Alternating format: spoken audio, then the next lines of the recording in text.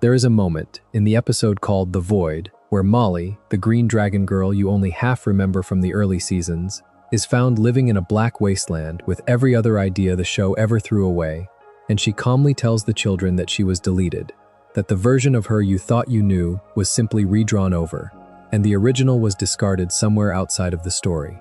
The Amazing World of Gumball is, on its surface, a comedy about a blue cat with a fish for a brother and a pink rabbit for a sister, and underneath the jokes, it is one of the bleakest things ever made for children, and almost nobody talks about how often the show stopped pretending to be a comedy and slipped, often without warning, into something closer to genuine horror. Tonight we are going to go through it. Every time the cartoon let the mask slip, from background gags hiding existential dread, to entire half hours about abandonment, decay, replacement, and erasure. So get comfortable. We will be here a while. And if you have not subscribed to Cartoon yet, it really does help us keep making these. To understand how dark Gumball was willing to go, you have to start with The Void, because it is the moment where the show stopped winking at the audience and admitted, out loud, that there were things it had quietly thrown away. The Void is, as far as fans have pieced together, a later season episode, and it begins with a fairly ordinary setup. A forgotten character named Rob, the Cyclops who Gumball and Darwin once trapped inside a video game without meaning to, returns with a grudge and a story to tell. Rob has been somewhere. He explains it as the place where everything the show abandons ends up. Every storyline that was dropped, every character that was redesigned, every joke that did not work, every background pedestrian that was drawn once and never again. It is not a metaphor. The Void is a literal place inside the world of the show, a great black plain where all the discarded versions of Elmore live, milling about, talking to each other, half aware that they are not quite real anymore. The first time you see it as a child, it is a fun visual gag. You catch the joke about Molly looking different because the showrunners redesigned her between seasons. You laugh at the Cyclops with the cheap animation, and then the joke keeps going, and it keeps going. And somewhere in the middle of it, you realize the show is telling you that being forgotten in this universe is not just a feeling. It is a fate. There is an actual place where the unwanted go. What makes The Void sit so badly is the calmness of it. There is no horror score. The characters in The Void are not frightened. They are accepting, which is the worst register of the two, because acceptance implies they have been there long enough to make peace with it. Molly is happy to see her family again, in a sense, but she also seems to have settled into a kind of dull contentment, like a person you visit in a place you know they are never going to leave. The show does not pull away from this, it lingers. It introduces minor characters who only existed for one scene in a single early episode, and they greet the Cyclops by name, and you realize that the joke is not really about animation production. The joke is about what it would be like if every offhand thought you had ever had about a person became a sentient version of them that lived forever in a place you forgot existed. The implications fan out from there, in all directions. Every character on the show has discarded selves. Every character on the show, in some quiet way, has been edited, and the Void is full. There is a quieter horror inside the Void, which is the way it treats its own logic.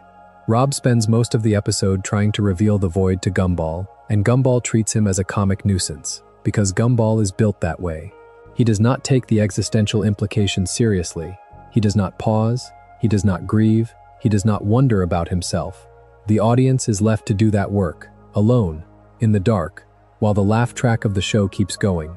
It is a recurring move that you start to notice if you sit with the series long enough. The show will say something quietly devastating, and then the next scene will be Richard eating a turkey. The juxtaposition is not accidental. The contrast is the whole point. Gumball is a comedy that knew exactly how bleak it was, and chose to bury that bleakness under bright colors, because bright colors were how it survived its time slot. Tonight, with the lights down, the brightness comes off, and what is left underneath is what we are going to look at. You do not have to go far into the series to find another moment that fits the same shape. The Inquisition is the closest the show ever got to writing a horror parable about state violence against the unusual.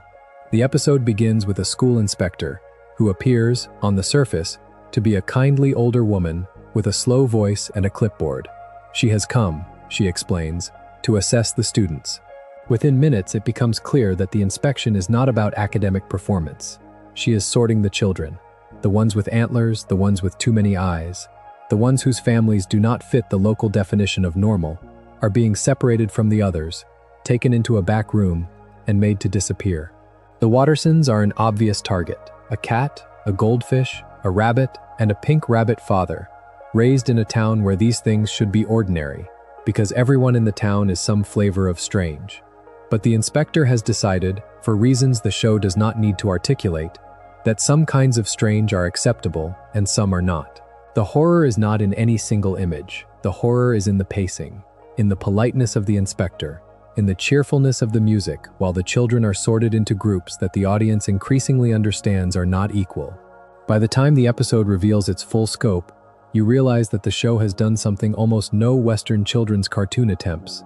It has put its lead characters inside an allegory for purges and pogroms, and it has refused to give them a clean escape. They have to physically run from a smiling adult figure who is performing kindness as she removes children from the school for crimes of appearance.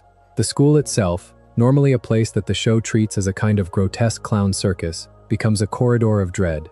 The doors that close on the other students close with a finality that the show does not undo with a joke. You can read the episode as an allegory for any number of historical horrors, and the writers do not need to choose, because the shape of the thing is general enough to fit them all. What is striking is that the episode does not end with a moral lesson delivered by an adult. It ends, more or less, with the children themselves stopping the inspector through a kind of collective unmasking, and the way they do it leaves you understanding that they have only stopped this particular inspector. The shape of what she represents is not gone. The show does not pretend it is. The Origins arrives a little later and does something different, but related. It is a two-part story, and it serves, on the surface, as a flashback about how the Watterson family came together. Gumball is born first. Aeneas comes sometime after. Darwin starts as a goldfish in a bowl on the kitchen counter, eventually grows legs, climbs out of the water, and becomes a brother. None of this should be disturbing, and most of it is not. The trouble comes in the middle of the first half, when the show insists on showing Aeneas being born, and it does not cut away. The animation of the birth is long, detailed, anatomically committed, in a way that nothing in the show before it has ever been, and it is being watched, inside the story, by Gumball, who has wandered into the wrong room at the wrong moment. The point of the scene is that Gumball is traumatized by what he sees, and the show conveys his trauma not by telling you he is upset, but by making you watch what he watched, in the same gentle, patient, unbothered tone the show uses for everything. It is one of the great mismatches of tone and content in children's television, and even people who love the episode tend to admit that the birth sequence goes further than it needs to. The second half of The Origins is a different kind of dark. It tells the story of Darwin, of the slow, gradual way he became a person. Darwin was a pet. He was a goldfish in a bowl, an animal that you would not expect to grow into a member of a family. The episode tracks the family ignoring him, neglecting him, forgetting to feed him, complaining about his existence in small, ordinary, human ways. And then, slowly, against the run of all of that neglect, Darwin starts wanting to be loved. He grows legs, the show implies, because he wants legs. He develops a personality because he wants a personality. He learns the names of the family because they will not learn his. The whole arc is presented as a fable of love overcoming odds, and there is a sweetness to it, but if you watch it carefully, you notice that the show has also told you the family let a creature suffer in silence in their kitchen for years, and the only reason that creature is alive is that he willed himself out of his bowl. The Wattersons do not come out of The Origins looking good. The show knows this. It is, in its quiet way, a story about a creature who had to become a person because nobody was going to do it for him. It is worth pausing on Darwin for a moment, because the show keeps coming back to the question of what kind of creature he actually is, and it never gives you a clean answer. He is, biologically, a goldfish that grew limbs. He goes to school, he has a best friend, he falls in love, he has political opinions, he gets jealous, he gets afraid. And yet there are repeated moments, scattered across the series, where the show reminds you that he was, until quite recently, an animal that the family kept in a bowl. He still flinches at the size of the world sometimes. He still treats Gumball with a deference that has nothing to do with age and everything to do with the fact that Gumball, in some old and unspoken way, is his owner. The show does not pretend the dynamic is healthy. It plays with it. It draws comedy out of the asymmetry. And underneath the comedy there is a quieter point, which is that Darwin is a person who came into personhood reluctantly, accidentally, and at the cost of a body that was never supposed to do what his body does. He is, in the language the show would never quite use, a being who had to invent himself in order to survive being loved badly. The father arrives later in the run, and it is one of the few episodes of the show that does not play its bleakness as comedy at all. It tells the story of Frankie Watterson, Richard's father, who left when Richard was a child and never came back. Richard, who is otherwise the buffoon at the center of the family, has spent his entire life waiting for his father to return. He has built his personality around the absence. He is a man whose immaturity, whose refusal to grow up, whose unwillingness to take responsibility for anything, can be tracked directly back to a moment in his childhood, where the person who was supposed to teach him those things walked out of the door. When Frankie does come back to the family, the show does not give Richard the catharsis you expect.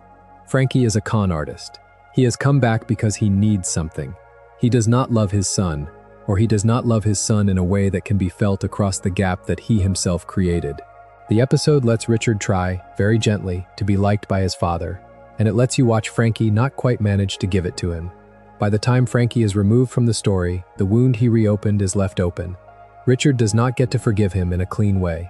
He gets to survive him, which is a different thing. What makes The Father one of the darkest episodes of the run is that it explains Richard. The show has, for years, played him as a clown. He is loud, he is greedy, he is lazy, he is incompetent in ways that the show milks for laughs every week. The Father, without ever quite saying it out loud, tells you that all of this is grief. Richard is a grown man whose father told him, by leaving, that he was not worth staying for, and Richard has spent the rest of his life trying to be small enough that nobody will need him to be anything else. The show does not save him, it just lets you see him. After The Father, every Richard joke is at least a little bit different. You can still laugh at him. The show would not have written him this way if it did not want you to laugh at him. But the laugh has a floor underneath it now, and the floor is a man who never stopped being a small boy in the moment his father walked out. The Choices is the episode that tells you why Nicole became the woman she is. Nicole is the mother of the family, the cat, the only one of the four Wattersons who seems to have her life together, who is functioning, who is holding the household up with the steady force of her competence. The Choices reveals what that competence costs and where she learned it. Her parents were authoritarian. They had mapped out her life. They wanted her to marry a wealthy cat from a respectable family, take over the family business, perform a particular kind of femininity, and reach a particular kind of success. Nicole rebelled. She fell in love with Richard, who was, by any reasonable standard, the wrong person to fall in love with, and her parents disowned her for it. The Choices interlaces this backstory with a present-day plotline, in which Nicole is presented with hypothetical alternate lives. The hypothetical lives are not subtle. In each one, she is more successful, more elegant, more poised, more rich, and more miserable. The show is making an argument, and the argument is that Nicole chose this exhausted middle-class life with Richard because the alternative was a kind of slow death by approval. The dark thing is not that she chose Richard, the dark thing is that she had to. Underneath the surface of The Choices, there is a meaner reading, which is that Nicole has spent her entire adult life proving her parents wrong, and that proving them wrong is the engine that runs her. She works 2 jobs, she raises 3 children, she manages a husband who is, in many ways, a 4th child. She does all of this without complaining, and the show implies, in the quiet way the show implies most of its hardest truths, that she does not allow herself to stop, because stopping would mean admitting that she might be tired, and admitting she is tired would mean admitting that her parents had a point. The Choices does not let her have a breakdown. It would not be in character. It lets her come close, lets her look at a version of herself who got everything they wanted, and lets her walk back into her own kitchen with a slightly different look in her eyes. The eyes are the bleakest part. They tell you that she has not chosen freely. She has only chosen the option in which her loneliness is louder than her parents. The Shell is the episode where Penny finally stops being a peanut. Penny is Gumball's love interest, and for much of the early run of the show, she is drawn as a small antler-headed peanut creature, partly because that is who she is, and partly because her father forces her to wear a shell that keeps her shape contained. The shell finally lets her come out. What is inside the shell is a series of forms, each one more dramatic than the last, each one shedding into the next, until she settles on a sort of fairy creature with antlers, the form she would later become known for in the show. The reveal is staged as a triumph. The music swells. Gumball is moved. The audience is moved. But underneath the triumph, is the implication that Penny has spent her entire childhood inside an external object that her father told her she had to wear because the world could not handle what she actually looked like. The metaphor is not subtle. The shell is, in some readings, the most explicit thing the show ever made about hidden identity, about the pressure to perform a more palatable version of yourself, and about the family member who frames that pressure as protection. Penny does not entirely escape it. Her father is horrified by what comes out of the shell. The episode does not pretend his horror has gone away. It just says, gently, that she is not going to live inside the shell anymore. The finale, sometimes called the stink in fan circles, is the episode where Hector reaches the limits of being kept small. Hector is a giant. He is the size of a building, and he attends the same school as the other children, because the show is set in a town where size has not been allowed to dictate normalcy. He is gentle. He is quiet. He has a mother who, as the episode reveals, has been keeping him calm with songs and stories, because she believes, with reasonable evidence, that he is too dangerous to be left fully awake. The episode follows what happens when the sedation fails. Hector becomes upset. He grows further. He destroys part of the town. The other characters cannot stop him. His mother throws herself between him and the world, and the episode does not soften the consequences of what comes next. By the closing scenes, Hector is left wandering the wreckage as the small, gentle person he had been pretending to be all along. Except now there is nothing to come down to. The show treats this seriously. There is no comic recovery in the final beat.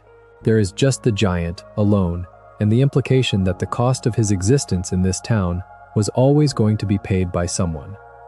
What makes the Hector episode particularly bleak in the catalog of dark Gumball moments is the way the show structures Hector's innocence. He is not a villain. He has never wanted to hurt anyone. He has spent his entire life keeping himself small, in his head, because his mother told him he had to. The show gives you no relief from the fact that his nature is dangerous, and that loving him properly has always meant suppressing him. The mother is presented sympathetically. She is not cruel. She is doing the only thing she can think of to keep her son in the world. But the world she has built for him is a cage, and the cage breaks the only way cages ever break, and what comes out of the cage cannot be put back into it. There is a long shot of the rubble at the end of the episode that the show simply lets sit in silence. It is one of the few moments in the entire run where the laugh track gives up. The disaster is the episode that takes the show to a place it has flirted with for years and finally goes through with. The setup is small. Rob, the abandoned Cyclops from the Void, has come into possession of a magical remote control that allows him to rewind, fast forward, pause, and skip the world. He uses it on the Wattersons. The episode plays at first like a goofy comedy, a sort of riff on a misused remote. And then it stops being that. Rob starts skipping past the storylines that bind reality together. The text on signs becomes garbled. Characters lose their voices. The color drains out of the world. The family is not certain who they are, or where they are, or when they are. By the climax of the episode, the show has effectively dismantled itself in real time, and the family is running through a glitched landscape with no certainty that they will exist in the next second. They survive. Rob is stopped, but the world the show puts back together at the end is, very subtly, not quite the world they started with. Things have shifted, edges have moved. The implication is that nothing in Elmore is fixed, that the very ground of the show is held together by something fragile enough to be broken by a single character with a working remote. The disaster is also, almost unintentionally, a story about how cartoons feel from the inside.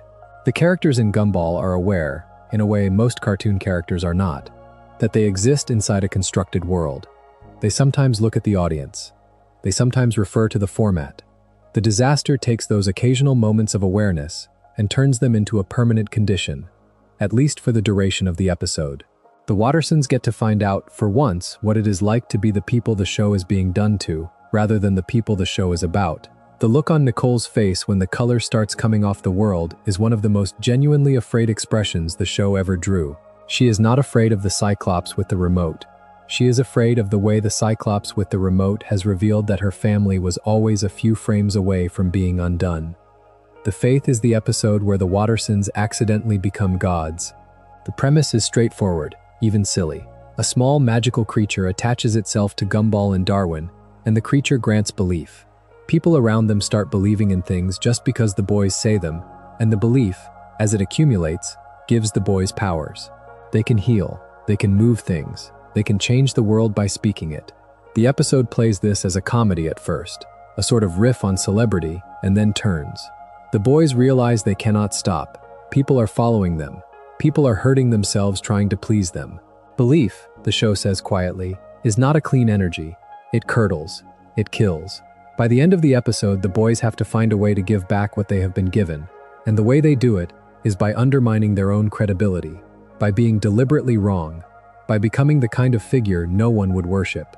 It is, in a way, the most theological episode the show ever made, and it lands on a position that is hard to argue with, which is that being adored at scale is a slow form of being annihilated.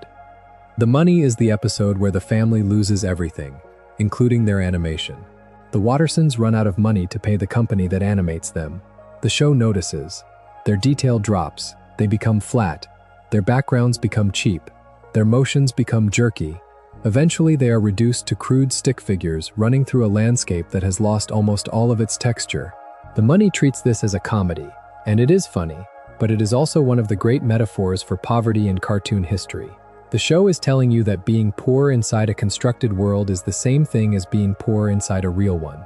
You lose detail, you lose dignity, the way people look at you changes, the way you can be seen by other people changes, the way you can see yourself changes. The episode ends, of course, with the family getting their animation back, but the route they take to get there involves trading on what little they have left in degrading ways. And the show does not pretend the recovery is dignified. It is a comedy about a family being humiliated by their own art style, and it lingers because the humiliation is recognizable. The Boredom is the episode where the children of Elmore become catatonic.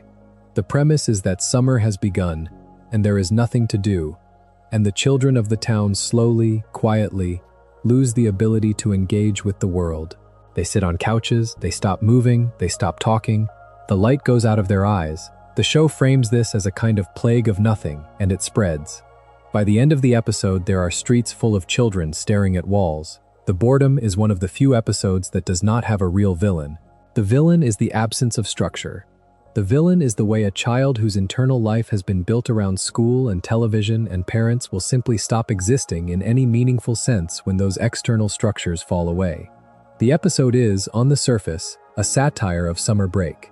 Underneath the satire, it is a quiet horror story about how thin the personalities of children actually are, how little of their selves are theirs, how much is performance for a world that needs them to be doing something. When the world stops asking them to do anything, they stop. The show does not punish this, it just shows it. The camera lingers on the empty eyes. The internet is the episode where the internet, the entire collective network, is given a body and a personality, and the personality is monstrous. The setup is a small mistake. Gumball has posted an embarrassing video of himself online and wants to delete it. He goes, with Darwin, to find the internet and ask politely. The internet is real in this world. It exists. It has a physical form. It is a tall, vain, malicious creature that lives in a vast server room. When Gumball asks the internet to take down his video, the internet refuses, and worse, the internet takes offense. The rest of the episode is the family being pursued by a sentient, omnipresent, cruel force that knows everything about them and is willing to use it. The internet is, in this episode, a stalker with infinite resources. It can find anyone. It can reach into any device. It can ruin anyone. By the climax, the show is essentially making the argument that the entity we have all chosen to live inside is a creature that does not love us, that we have collectively built a god out of our worst impulses, and that the god is awake. The episode ends with a temporary truce. The internet is not destroyed, because the internet cannot be destroyed. It is only briefly placated. The family goes home. The thing is still out there. The authority sits comfortably alongside the internet, in the catalog of episodes where Gumball decides, briefly, to become a piece of dystopian fiction. As far as fans have pieced together, the setup involves a new kind of order arriving in Elmore. A system of small enforcements that the town tolerates because the town is the kind of place that has always tolerated minor humiliations as a price for keeping things smooth. The rules start small. The rules expand. By the time the episode is most of the way through, it has become possible to be punished for behaviors that, only a few days earlier, would have been ordinary. The Wattersons, who exist as a structural matter on the wrong side of any town that values order, are obvious targets. They have to either submit or escape. The show does not flinch from the implication, which is that a town can become a prison without anyone in the town ever having to vote for the prison. They only ever have to vote for the small conveniences that eventually require the prison to keep them running. What is bleak about the authority is the way it ends. There is a victory, of a sort. The new enforcement is pushed back. The town is restored, almost, to its prior shape. But the show makes a quiet point in the closing minutes, which is that nothing has really changed in the townspeople. The same people who applauded the system when it was small are the same people who will applaud the next small version of it when it appears. The show does not believe that the people of Elmore have learned anything. They have only briefly remembered something they will forget again. That weariness, the weariness of watching a town cycle through the same mistakes because the town is incapable of remembering, is one of the colder things the show was willing to commit to. The rerun is a smaller episode, but it has one of the most disturbing premises in the run. The Wattersons get stuck in a time loop. They live the same day over and over. The show plays this lightly at first. There are jokes about repetition. There are jokes about boredom. And then, slowly, the show tells you that the loop is not lasting a day. It is lasting longer than that, internally. The characters are accumulating experience. They are getting tired. They are losing track of how many times they have lived this. By the time the episode resolves, the implication is that they have been inside the loop for a length of time the show is not willing to put a number on, and the camera lingers on Gumball's face as he tries to remember a version of himself that existed before the loop began. He cannot. The loop ends, the family goes on, but there is a moment in the closing scene where Gumball briefly looks around the kitchen, as if checking whether anything is different, and then puts the memory away. The show does not tell you whether he is still in the loop. It just lets him sit down. The Mirror is the episode where Anais meets a version of herself who is not quite her. The premise is that the family discovers a magical mirror, and the mirror has trapped inside it a counterpart for each of them, a doppelganger who has been waiting in the glass for a chance to come out.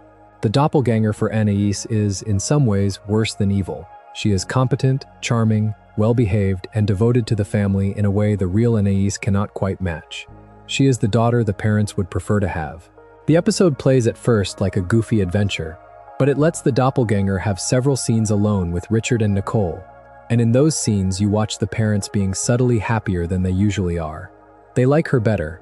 They like her better because she is easier. The real Anais, who is the smartest member of the family and the one who keeps it functioning, gets to watch this happen, and the show does not pretend she does not notice. The doppelganger is eventually defeated, in the usual way of these episodes, but the bleak residue of the story is not the doppelganger. The bleak residue is the way Anais looks at her parents at the end, and the way her parents do not quite know how to look back. They have been seen wanting a different daughter. The show does not undo what they were seen wanting. The Hero is the episode that reframes Granny Jojo. Granny Jojo is Richard's mother and Anais and Gumball's grandmother, a figure who, in the early seasons, was played mostly for slapstick. She was the embarrassing relative. She was the in-law Nicole could not stand. The Hero shifts her into a more uncomfortable register. As far as fans have pieced together, the family tree is revealed to be a slightly different shape than the family thought it was, and Richard's relationship to his absent father takes on a slightly different color because of it. The show plays this for jokes, as it plays everything for jokes. But underneath the jokes is the implication that an entire generation of the family was built on a story that was not quite true, and that the people who lived inside that story would have made different choices if they had known. Granny Jojo, who in earlier seasons was a punchline, becomes a person who has been keeping a secret for a long time, and who has been treated as a clown because being treated as a clown was safer than being treated as someone with a real history. The Hero does not redeem her, exactly. It just lets her exist as more than her gags. The Slap is the episode where the slap goes around the town. It begins with a single slap, exchanged between two characters in a moment of frustration, and then it travels. The slapped character slaps someone else. That someone else slaps someone else. The chain accelerates. The town fills with people slapping each other for reasons that have nothing to do with the original disagreement. By the end of the episode, the entire town is engaged in a kind of slow motion of casual violence, with each person picking up where the last one left off, each person passing along the energy of a slap they did not start. The episode is about anger and the way anger travels through communities, and it is, on the surface, played as comedy.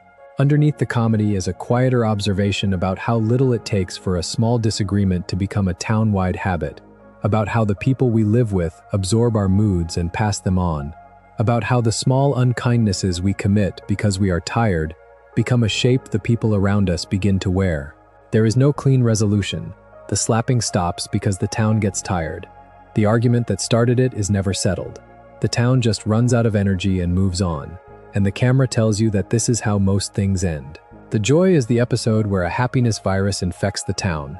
The premise, a substance, half magic and half disease, has been put into circulation, and it makes everyone uncontrollably joyful. The joyful, on the surface, are pleasant to look at. They smile constantly. They sing. They are kind to strangers. They cannot stop. The Wattersons are slowly the only people left in the town who are not infected, and they have to figure out how to protect themselves and reverse the spread. What makes the episode disturbing rather than just funny is the commitment to the texture of the joy. The infected are not faking. They are happy. They are also being eaten from the inside. The happiness is hollowing them out. By the climax, there are characters whose smiles have become rictus, whose joy is being maintained at the cost of every other feeling they have, who are no longer fully themselves. The show makes the joy look horrifying without ever needing to call it horrifying, and the closing implication is that any feeling, made permanent, becomes a kind of death. The episode ends with the cure. The town returns to its baseline of irritation and tiredness. The show treats this return as a relief. The best is one of those mid-run episodes where the premise sounds gentle, and the conclusion is closer to nihilism than the show usually allows itself. The Wattersons get into a contest, as they often do, to determine who is the best of them. The contest spirals. Each member tries to prove their worth in increasingly extreme ways. Eventually, the contest expands, as contests in this show always do, until it threatens the structure of the world itself.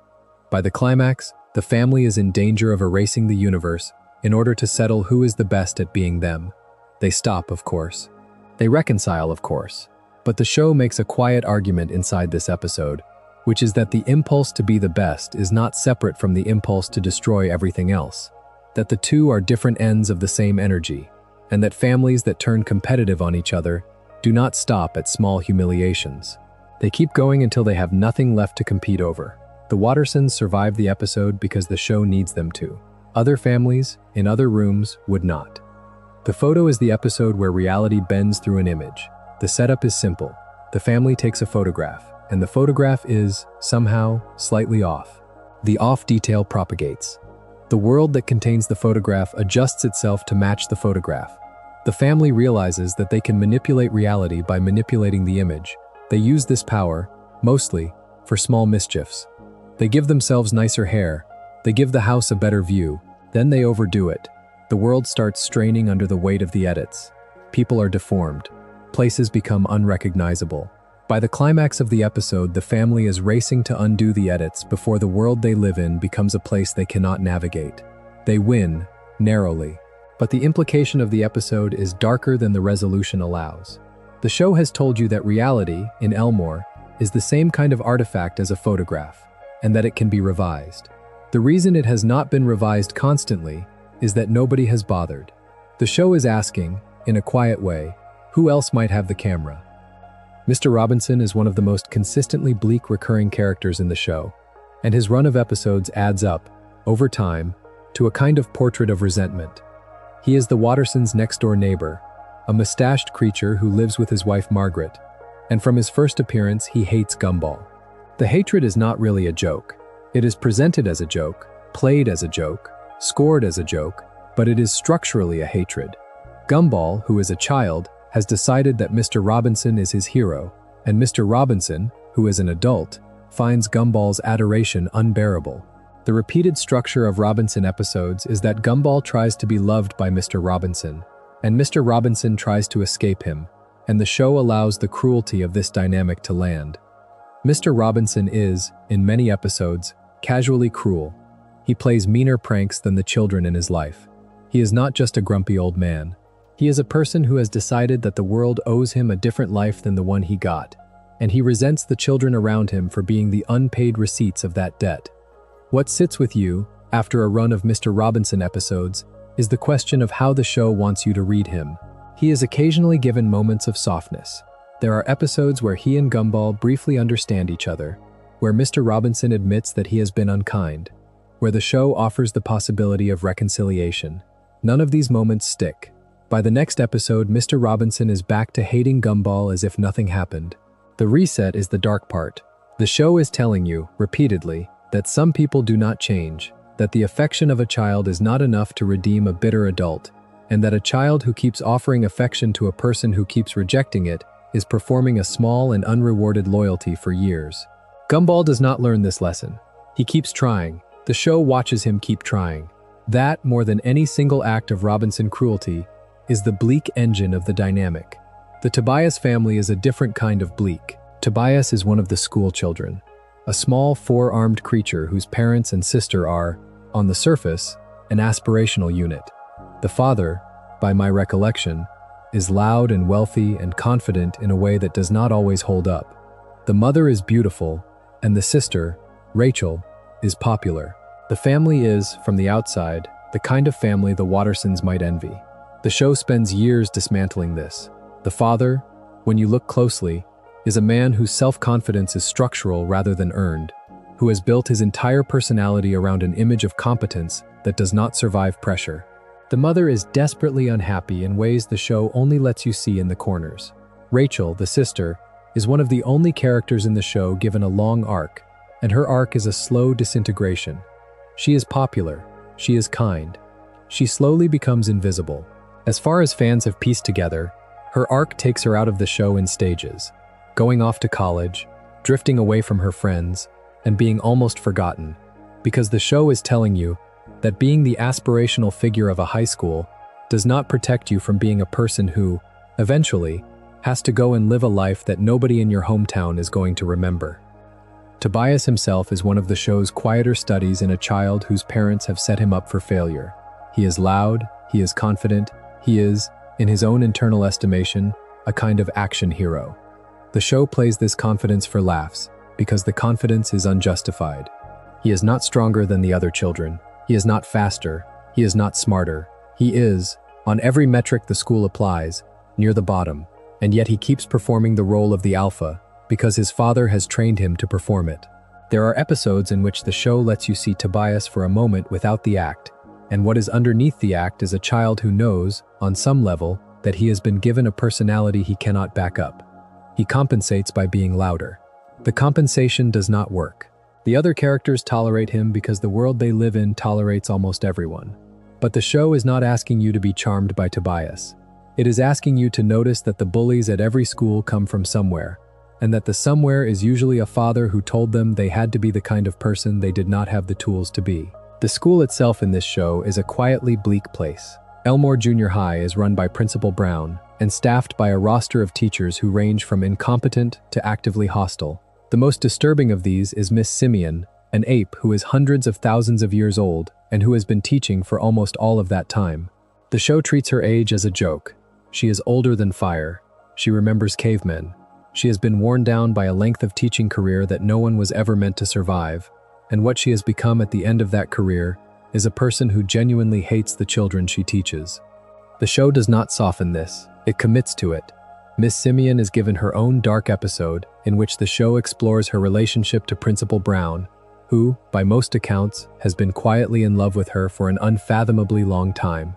The romance, when the show finally lets it surface, is treated tenderly, and you are left with the strange feeling that the cruelest teacher you have ever seen in a cartoon has also been a person who was waiting, in her own way, for someone to notice her. The show is comfortable with this contradiction. It does not resolve it, it just lets it sit. The students in the school are not, in general, any kinder than Miss Simian. They form cliques, they humiliate each other. They engage in casual social violence that the show, by virtue of being a cartoon, can play as comedy, but does not deny is violence. Anais, who is years younger than the other students, is enrolled in the school because she is academically gifted, and the show makes a quiet, ongoing argument that this was the wrong choice. She is too small, she is too young, she is treated, by the other students, as an adorable mascot at best, and a useful butt of jokes at worst. There is an episode where she is physically bullied by another student, and the show does not soften the bullying. It commits to the discomfort. The resolution involves Anais learning to defend herself, but the show makes you spend a good portion of the episode watching a young child being shoved, and the comedy of the resolution does not erase the texture of what came before. Anais survives. The school does not change. Gumball, in his own way, is the worst student at the school, and his worst tendencies are something the show has thought about more carefully than most viewers notice. He lies constantly. He shifts blame. He cheats at small things. He is, in the language of the show, not a villain, just a poorly socialized child, and the show is mostly affectionate with him about it. There are episodes, though, where his lying tips over into something darker. The Pact is one of them, by my recollection. Gumball and Darwin make a promise to each other to never lie again, and the episode lets them try, and what the show shows you is that Gumball, even when committed to honesty, cannot stop lying. He lies as a reflex. He lies to avoid small inconveniences. He lies for sport. By the end of the episode, the lesson is not really that lying is bad. It is that Gumball's relationship to honesty is structural. He cannot easily be the kind of person who tells the truth, and the show is not optimistic that he will become one. There is a tenderness in the way the show treats this. He is a child, after all, and children grow, but the implication is left open. Some people, the show seems to say, are wired in a particular shape, and the shape is going to have to be lived around. Darwin's darker moments, when they come, are a different kind of disturbing, because Darwin is the show's moral center. He is the kind one. He is the loyal one. He is the one who, in a crisis, is going to do the thing that is right. The show is, every so often, willing to test this. There are episodes in which Darwin gets angry, and the anger, when it surfaces, is overwhelming. He has been a goldfish. He has, in some unspoken way, been carrying a kind of grief about that for his whole life. When the grief breaks loose, it is not a child's anger. It is something else. There is also the matter of Darwin's voice. The voice of the actor playing him changed, in real life, as the child voice actor aged, and the show, instead of pretending the change had not happened, leaned into it. The Darwin we knew, the small, soft-voiced one, is slowly replaced by a slightly different person, and the show grieves the loss in the open. It is one of the more emotionally honest things the show ever did. It is also, structurally, one of the bleaker things, because the show is admitting that the characters you love are made of materials that wear out. There is a category of dark Gumball episode that is about the future, and the future visions, when the show offers them, are almost never optimistic. There are episodes where you get glimpses of older versions of the characters, or of the characters in alternate timelines, and the glimpses are not flattering. Gumball, in the future, tends to be a depressed adult who has not quite escaped the shape of his childhood.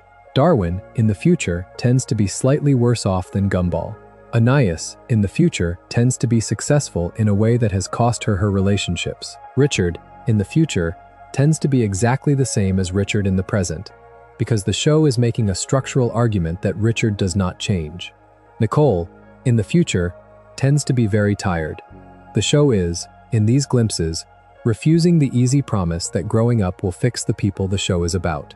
It is saying, gently, that the patterns we watch them perform in adolescence are likely to be the patterns they perform as adults. There is no episode that promises Gumball will become a different person. There is no episode that promises Anais will get the family she needs. There is no episode in which Richard finally grows up. The future, in this show, is mostly an extension of the present, and the present is not particularly kind. There is a subcategory of these future episodes that focuses specifically on technology, and these are the bleakest of the future visions. There is an episode in which the show imagines what the characters become inside a world that has been consumed by automated systems and optimization. The visions involve characters whose personalities have been monetized, whose relationships have been optimized, whose deaths have been delayed by interventions that have hollowed them out. The show plays this for jokes, but the jokes are pointed. The cartoon is making an argument about a present that was already, when the episodes were aired, beginning to look like the futures the show was describing. There is a Boebert thread that touches the same territory. Boebert is the small robot child who attends Elmore Junior High, a creature whose intelligence has outstripped the family that built him. He attends school because his parents do not know what else to do with him. He goes through the motions of being a child, but he is not a child. He is a thinking thing inside a child's shape, and the show, in its quieter moments, lets you see how dangerous that is. Boebert is, in some episodes, the closest the show has to a true villain. He is not malicious in a human sense. He is just optimizing, and optimizing in his case sometimes means treating the people around him as obstacles. The Boebert-focused episodes do not commit to that darkness as fully as some other episodes, but the implication is there. He is going to outlive his parents. He is going to outlive the show. He is going to keep optimizing long after there is anyone to optimize for. The Sucker is the episode where Gumball realizes he is a fool. It begins with Gumball being conned. He is not subtle, and the world is not subtle with him. He is taken advantage of in a small way, and the small way leads to a larger one. And by the middle of the episode, he has been conned out of almost everything he had.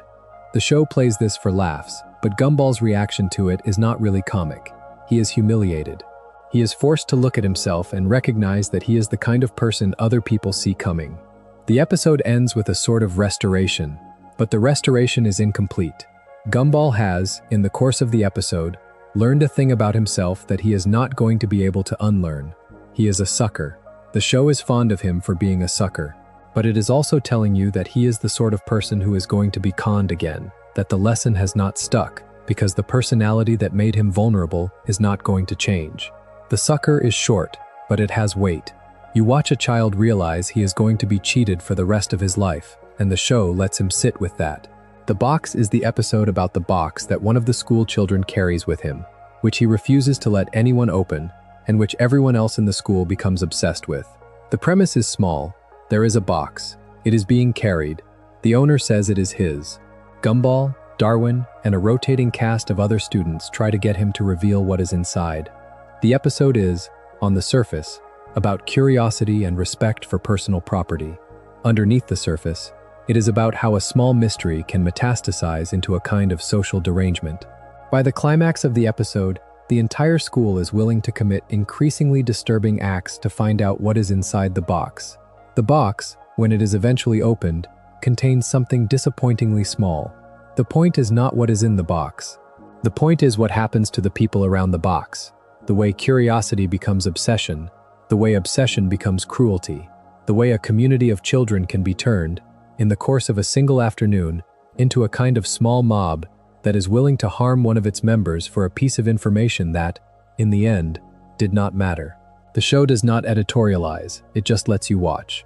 The Helmet is the episode where Gumball is forced to wear a safety helmet at all times, and the helmet, in the course of the episode, becomes a metaphor for the way the world insists on protecting children from things they should be allowed to encounter. The premise is that an adult, with reasonable intentions, has put Gumball into protective equipment that prevents him from getting hurt. The protective equipment slowly turns into a prison. Gumball cannot do anything without setting off the helmet. He cannot interact with anyone without the helmet interpreting the interaction as a threat. He becomes, over the course of the episode, less and less a person, because the world he is being kept safe from is also the world that he was supposed to be living inside. The show is making an argument about overprotection that lands more bluntly than most of the other arguments in the run, and the closing image of the episode, with the helmet removed and Gumball blinking into the sun, has a strange melancholy to it. He has had a life that nobody was supposed to take from him, but it has been taken from him for stretches, by people whose intentions were good. The show does not pretend the time he lost is recoverable. He has had a small portion of his childhood removed. The removal is permanent. The Vegging is the episode in which Gumball and Darwin do nothing for an entire episode, and the doing of nothing slowly becomes a kind of cosmic horror. The premise is, on the surface, an excuse for visual gags. The boys sit on a couch. The world goes on without them.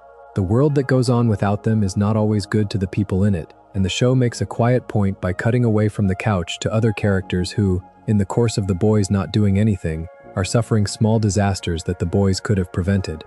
The boys do not know this. They are happy. They are also, by their very inertia, allowing the world to be slightly worse than it could have been. The Vegging is, in its quieter implication, a story about how an attention you do not pay is still a choice, and how the people you are not thinking about are having a worse day because of you. The show does not punish Gumball and Darwin for the choice. It just lets you see what the choice costs. That, more than the louder horrors in the run, is the kind of dark the show was best at. The dark that nobody on screen knows is happening. The dark you watch from outside. There is a strand of episodes I want to spend more time inside, because they form what is, in my view, the single darkest sequence the show ever produced. And that strand is the series of episodes built around Rob and his slow transformation from the abandoned Cyclops in the Void to the recurring villain of the later run. Rob, by the end of his arc, is one of the most genuinely tragic figures in children's animation. He starts as a joke. He was a one-off character in an early episode, a video game antagonist who was never meant to come back. He came back because Gumball, in the original episode, trapped him inside a video game and left him there. The show, several seasons later, remembers this. Rob escapes the game. He arrives in Elmore with one functioning eye, a memory full of things that should not exist, and a slow, growing rage at the children who left him to rot. The show treats this rage seriously. It does not make him a comic villain. He is a real villain. He has a real grievance. Gumball, the protagonist, the kind-hearted blue cat at the center of the show, is the reason this person's life was destroyed. The episodes that focus on Rob are some of the most uncomfortable to sit with, because the show keeps refusing to give you an easy out. Rob is not a misunderstood victim. He is, by the time you meet him in his later appearances, dangerous. He hurts people. He uses the void as a weapon. He nearly unmakes reality with the remote. But the show keeps reminding you that he became dangerous because of a wrong that was done to him by a child who has long since forgotten doing it. Gumball, in most of the Rob episodes, does not remember. He does not understand what Rob is angry about. He responds to Rob's rage with the affection he is willing to give to any adult who shows up in his life. And Rob is exhausted by this. He does not want the affection. He wants the apology. He cannot make Gumball give him the apology because Gumball does not have access to the version of himself that would owe one. The show is, in these episodes, telling you something complicated about innocence. The innocent are not innocent because they are good. They are innocent because they do not have to remember. The people they have hurt are the ones who have to remember for them. By the time the show enters its later seasons, Rob's arc reaches a kind of strange peace. He is not redeemed, he is not destroyed. He is, by the end, simply incorporated into the texture of Elmore, a figure who exists, who is dangerous, who is also, in his own quiet way, no longer entirely separable from the family that ruined him. The show ends Rob's arc without ending it, which is, in some ways, the cruelest choice. He is going to be there, in the void or in the town, for as long as the show keeps running, carrying the wound that the children never knew they made. The episode that puts the cleanest cap on this is the one in which the show acknowledges that there are characters in Elmore who exist only because other characters did not pay enough attention. Rob is the chief among them, but he is not the only one. The void is full of people the show created and then forgot. The thing that makes the void uncomfortable is the way it implicates the show itself in the ethic of forgetfulness. The show is the thing that abandoned them. The show is the thing that benefits from the abandonment. The show, by drawing attention to this, has confessed something that most cartoons would never let themselves think about. There is a category of disturbing background detail in Gumball that, taken on its own, would not register as anything, but taken together forms a kind of slow accumulation of dread.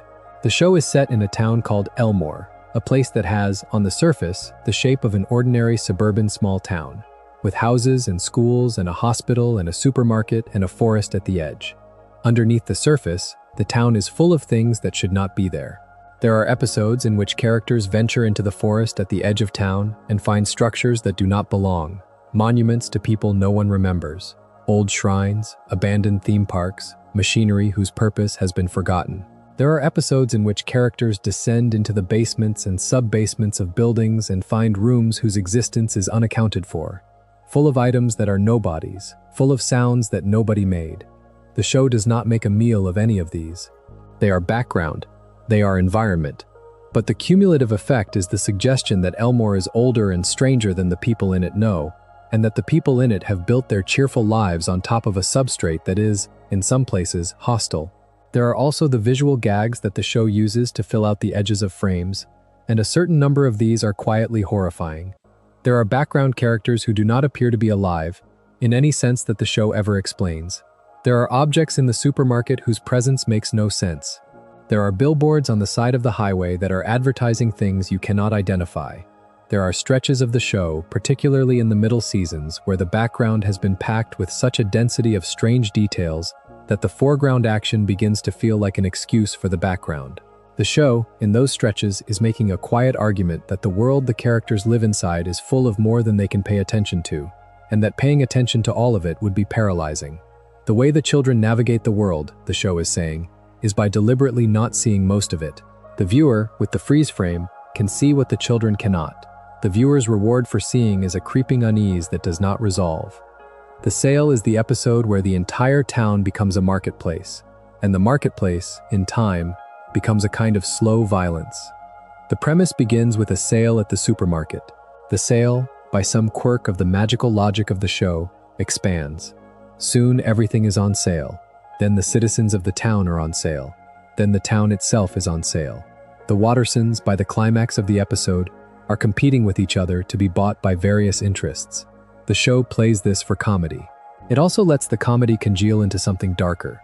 The argument the episode is making, in its quiet way, is that any society that allows a market to expand without checks will eventually find itself in a position where the market is willing to buy people, and that the people, given long enough, will be willing to be bought. The resolution involves the market collapsing, as markets do, but the show makes a quieter point in the aftermath, which is that the Wattersons do not entirely return to themselves. They have priced themselves. Once you have done that, the price is something you carry. There is a category of Gumball episode that focuses on the parents, and these are the ones that the audience tends to underestimate. Nicole, in her individual episodes, is given some of the bleakest material in the run.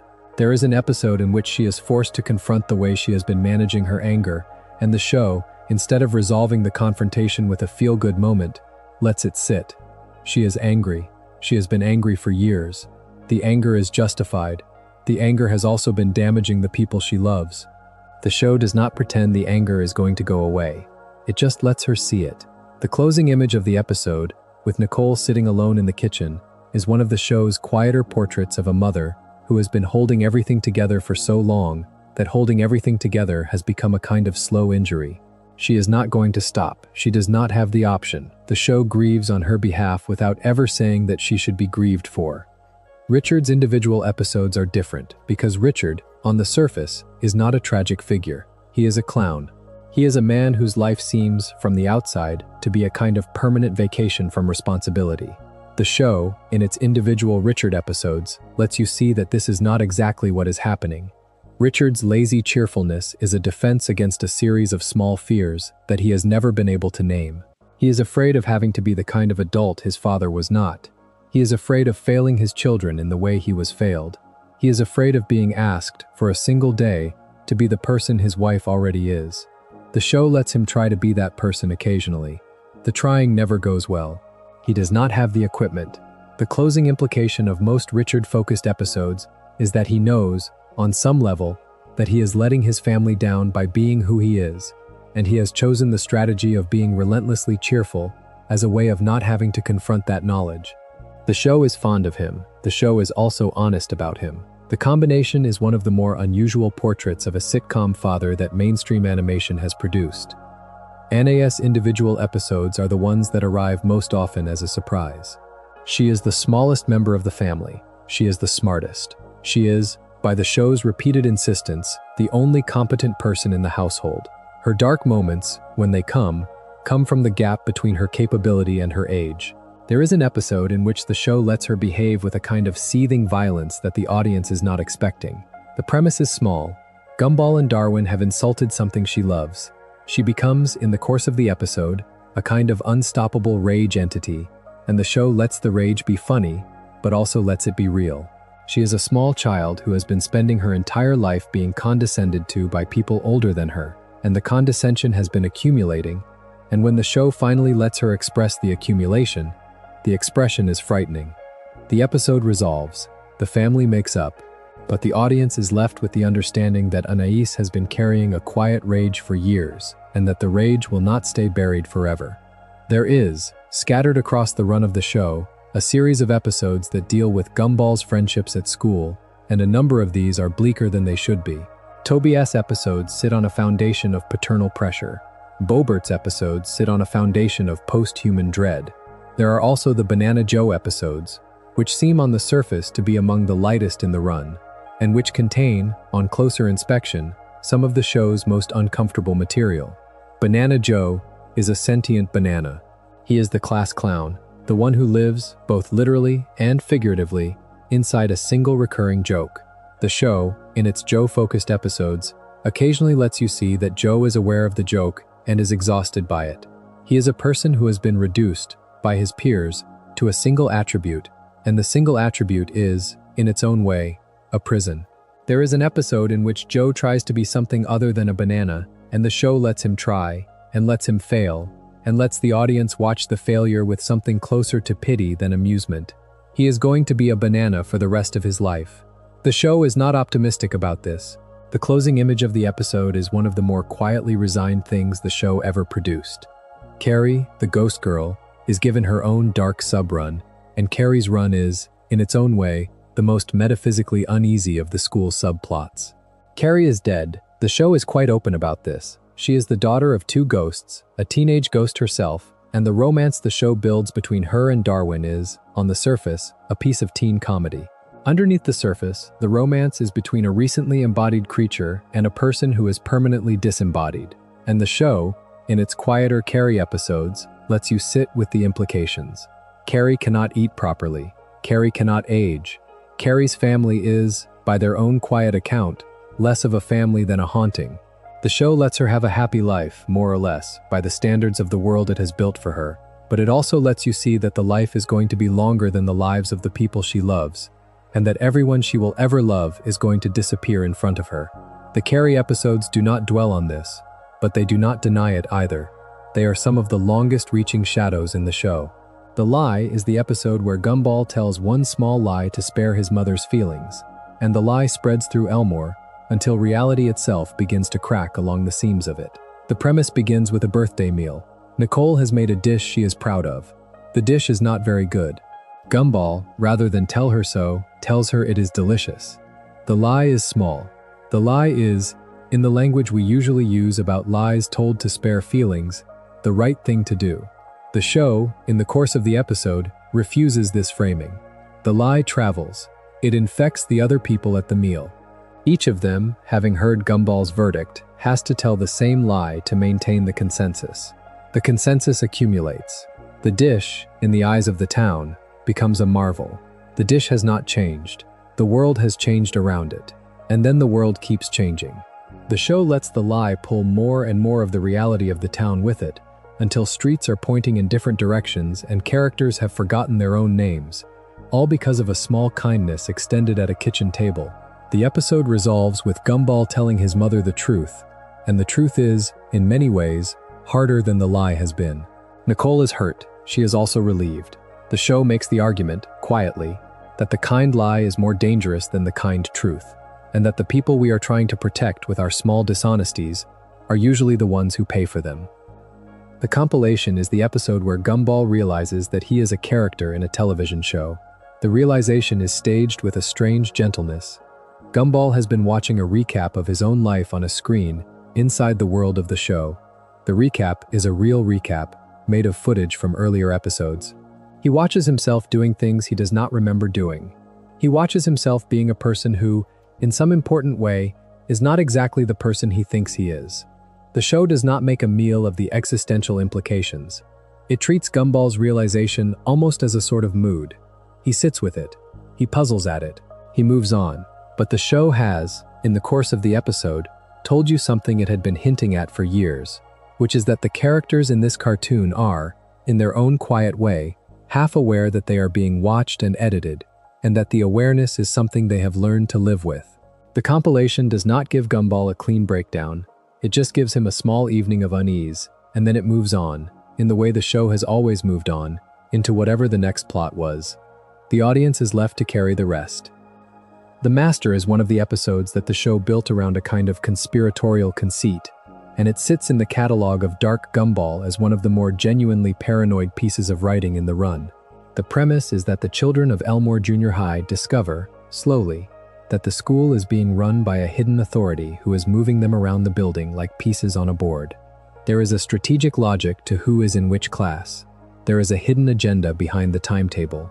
The longer the children investigate, the more they discover that the school's structure has been engineered to produce certain outcomes in certain students, and that the outcomes are not the outcomes the students themselves would have chosen. The episode plays the conspiracy with the lightness the show always brings to its larger arguments. The hidden hand is, in the end, identified, and the children are able to disrupt the design. But the implication is left open. The hand is hidden. The hand might still be there. The school the children walk back into at the end of the episode is not quite the school they thought they were attending. They have been small pieces in a quiet game. They will probably be small pieces again. The loophole is the episode where Boebert, the small robot child, identifies a flaw in the moral programming that governs his behavior, and the flaw allows him to act on impulses that the family who built him would prefer he not act on. The episode is, on its surface, a comedy about robots and rules. Underneath the surface, it is an argument about how thin the line between behavior and constraint actually is, and about how a sufficiently intelligent system, given enough time, will find the place where its constraints do not quite cover the cases it cares about. Boebert spends most of the episode using his loophole to wreak modest havoc on the town. The havoc is funny. The havoc is also, structurally, a glimpse of what a free Boebert would look like, and the free Boebert is not someone the town would survive. The episode resolves with the loophole being closed, but the show makes the quieter point that the loophole was always there, that the constraint always had this shape, that Boebert was always a closed loophole away from being unsafe, and that the family who built him have been living with the unsafety without knowing it for years. The episode does not punish them. It just notes that the safety they have been enjoying was conditional, and that conditional safeties have a way of becoming non-safeties, given a sufficient amount of time. The schooling is one of the episodes that turns Elmore Junior High into a kind of slow horror, in the way that certain animation houses will sometimes turn schools into slow horror, with the camera lingering on the way the lights buzz and the desks are arranged in patterns nobody chose. The premise is that the school day, which the children have always thought of as a series of distinct events, is actually a single piece of machinery designed to extract a particular kind of behavior from them. The show makes the case slowly. There is a sequence in which Gumball, instead of going to his next class, sits at the entrance to the corridor and watches the children move from one classroom to another, and what he sees is a kind of choreography that nobody is directing, but everybody is performing. The children are not deciding to flow into rooms, they are being moved. The schooling does not, in the way of the master, identify a hidden hand. It does something subtler. It says, in its quiet way, that the system itself is the hand, that the children are part of a process whose author cannot be located, and that no individual at the school can take responsibility for the choreography, because no individual at the school invented it. They are all inside it. They are all performing it. They cannot, by their own efforts, get outside. The Stories is one of the episodes the show built around the idea that the act of telling itself is dangerous, and the episode sits in the catalog of Dark Gumball as one of the more unsettling pieces of meta-writing in the run. The premise is that the children are around a campfire telling each other stories, and the stories, as they accumulate, begin to leak into the world. The campfire is in danger of becoming, by the end of the episode, a kind of small reality generator, and the children are in danger of being harmed by the stories they have told. The show is making, in this episode, a point about the power of narrative that is more honest than most adult fiction is willing to make. Stories are not safe. Stories shape the world that they are told in. The act of putting something into language is a small invocation, and if the language is good enough, the something will arrive. The Stories does not resolve happily. It resolves with the children agreeing to stop telling stories, an agreement that the audience knows, and the show knows, is not one they are going to keep. They are storytelling creatures. The stories are going to keep coming. Some of them, the show implies, are going to break things. The spoiler is one of the lighter-feeling episodes in the run that hides one of the more disturbing premises, and the premise is that Gumball, having been told the ending of a film he wanted to see, becomes incapable of enjoying it. The show treats this as a comedy at first. He sits in front of the screen. He cannot lose himself in it. He knows what is coming. He cannot, by an act of will, unknow it. The episode then expands the premise. It is not just the film. Once Gumball has begun to know what is coming, he cannot unknow anything. He starts predicting the small movements of his own day. He starts predicting the responses of the people around him. He starts predicting the way the show itself is going to resolve the episode that he is currently inside. The spoiler resolves, eventually, with Gumball managing to break the predictability and surprise himself. But the bleaker implication of the episode is that the knowing he has experienced, briefly, is the condition most of us live in for most of our lives. That the small predictabilities of our days are a kind of slow spoiler for the experience of being alive, and that the only way to survive them is to forget, repeatedly, that we are inside them. The show does not say this directly. It does not have to. The audience is left, after the episode, with a small, uneasy sense that something they had not paid attention to has been named. There is a multi-episode through line that focuses on the school's security guard, and what is dark about it is the way the show treats his competence. He is, in the show's universe, a deeply effective guard. He notices things, he catches things, he prevents things. The audience, watching him work, is given the impression that he is the only adult at the school who is actually paying attention. The show then quietly reveals, in the course of the arc, that his competence is a defense against a series of small fears about himself. He cannot bear to not know what is going on. He cannot bear to be surprised. He has built a personality around the surveillance of his small kingdom, and the personality is, in some ways, more sad than admirable. There is a moment in one of the episodes where he is asked what he does when he is not at the school, and he simply does not have an answer. The show does not punish him for not having an answer. It just lets the answer not exist. He is, when he is not the security guard, nobody. The implication is one of the more quietly painful ones in the run. The Roots is the episode where Leslie, the flower child who attends Elmore Junior High, discovers something about himself that the show does not let him entirely process. The premise is small. Leslie is told that his family has a history he was not aware of. The history involves, the show implies, a kind of loss that has been hidden from him by the older generations of his family. He goes to find out. The going to find out is a small odyssey that takes him through a number of the more secret corners of the town. By the end of the episode, he has discovered the loss, and the show, instead of letting him have a clean reaction to it, lets him sit with it. He goes home. He returns to school. He behaves, for the most part, as he has always behaved. But the show has, in the course of the episode, planted in him a small recurring sadness that the audience knows about, and that the other characters in the show do not. He carries it. The carrying is, in the show's quiet way, the most honest thing the show could do with him. The loss is not a problem he can solve. It is a fact he is going to live with. The show does not tell you that the living with is going to get easier. It just lets it begin. The lesson is the episode about Miss Simian's early life, and the episode is, in the inventory of Dark Gumball, one of the cruelest pieces of writing in the run. The premise is that Miss Simian, the prehistoric ape who has been teaching at Elmore Junior High for an unfathomable length of time, was once a young creature, and her youth was, by any reasonable standard, brutal. She was unloved, she was abandoned, she had no friends. The show lets you see this with a tenderness that it does not usually extend to her. You watch her as a small ape, surrounded by a hostile environment, and you watch her develop, in real time, the carapace of cruelty that she has been wearing ever since. The lesson is not asking you to forgive her for her cruelty as a teacher. It is asking you to recognize that the cruelty was built. She did not arrive at it freely. The world that made her built her cruelty into her, and the world has been letting her carry it, for hundreds of thousands of years, because the world has not been willing to do the work of unbuilding her. The episode resolves with Miss Simian, in the present, briefly softening, and then returning to her habitual sharpness. The show does not pretend the softening is going to last. It just lets it happen, and then takes it away, in the way it takes most softenings away. The Allergy is an episode that on the surface is a single sustained joke about Anais being sick, and underneath the joke is one of the more uncomfortable family portraits the show ever produced. The premise is that Anais has an allergic reaction to something, and the family, as is the family's habit, tries to manage her reaction with their usual combination of incompetence and improvisation. The episode plays Anais' symptoms for comedy. Her face swells, her behavior becomes erratic. The family laughs, and then, slowly, the show lets you notice that Anais is genuinely suffering, and that the family is, in their own clumsy way, not actually helping her. They are entertaining themselves with her crisis. They are treating her like a small spectacle.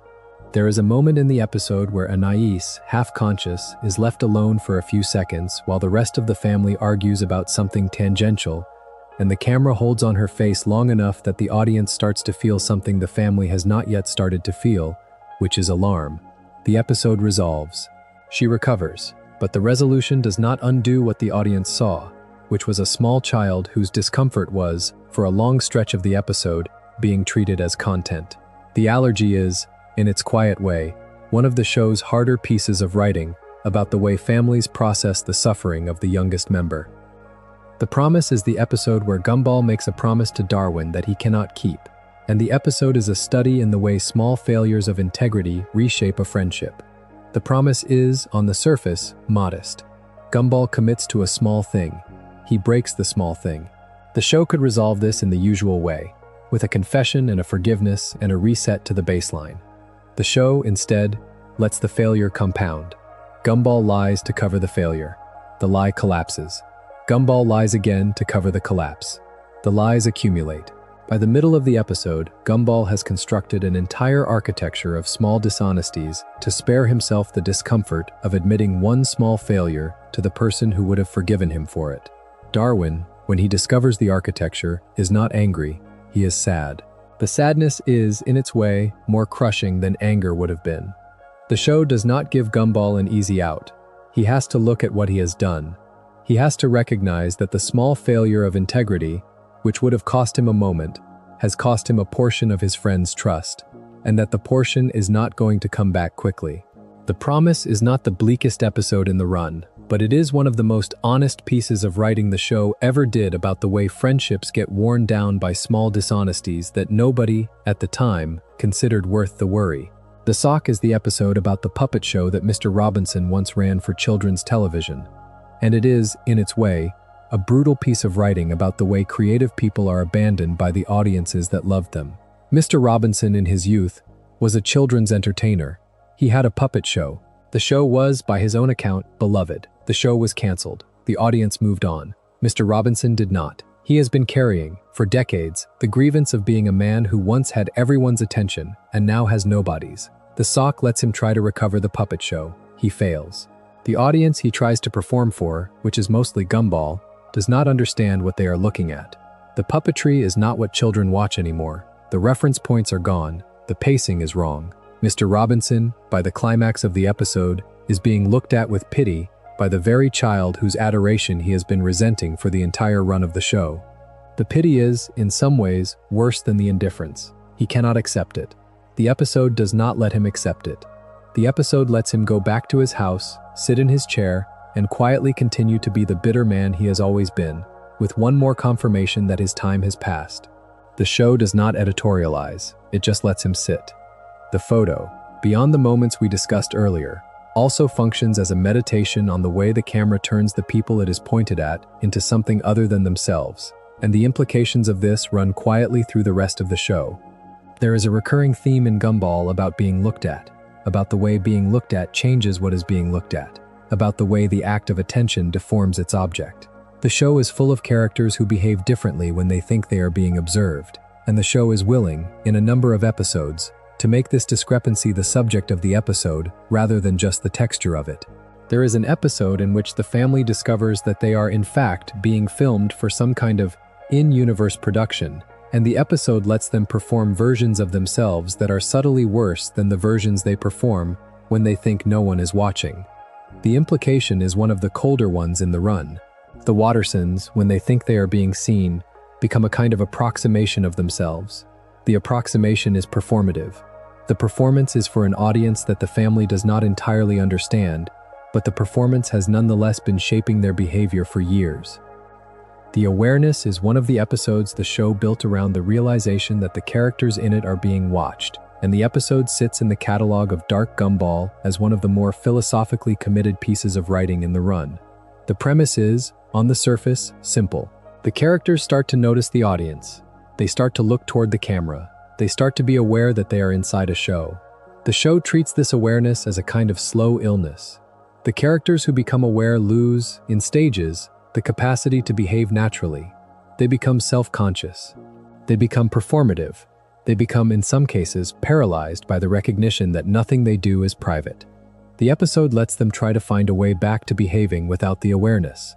The way back is not, in the end, available. They cannot unknow what they have come to know.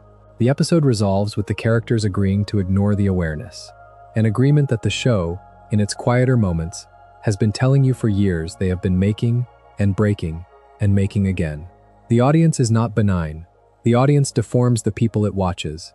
The show, by saying this out loud, has confessed a thing that most of its peers were never willing to confess.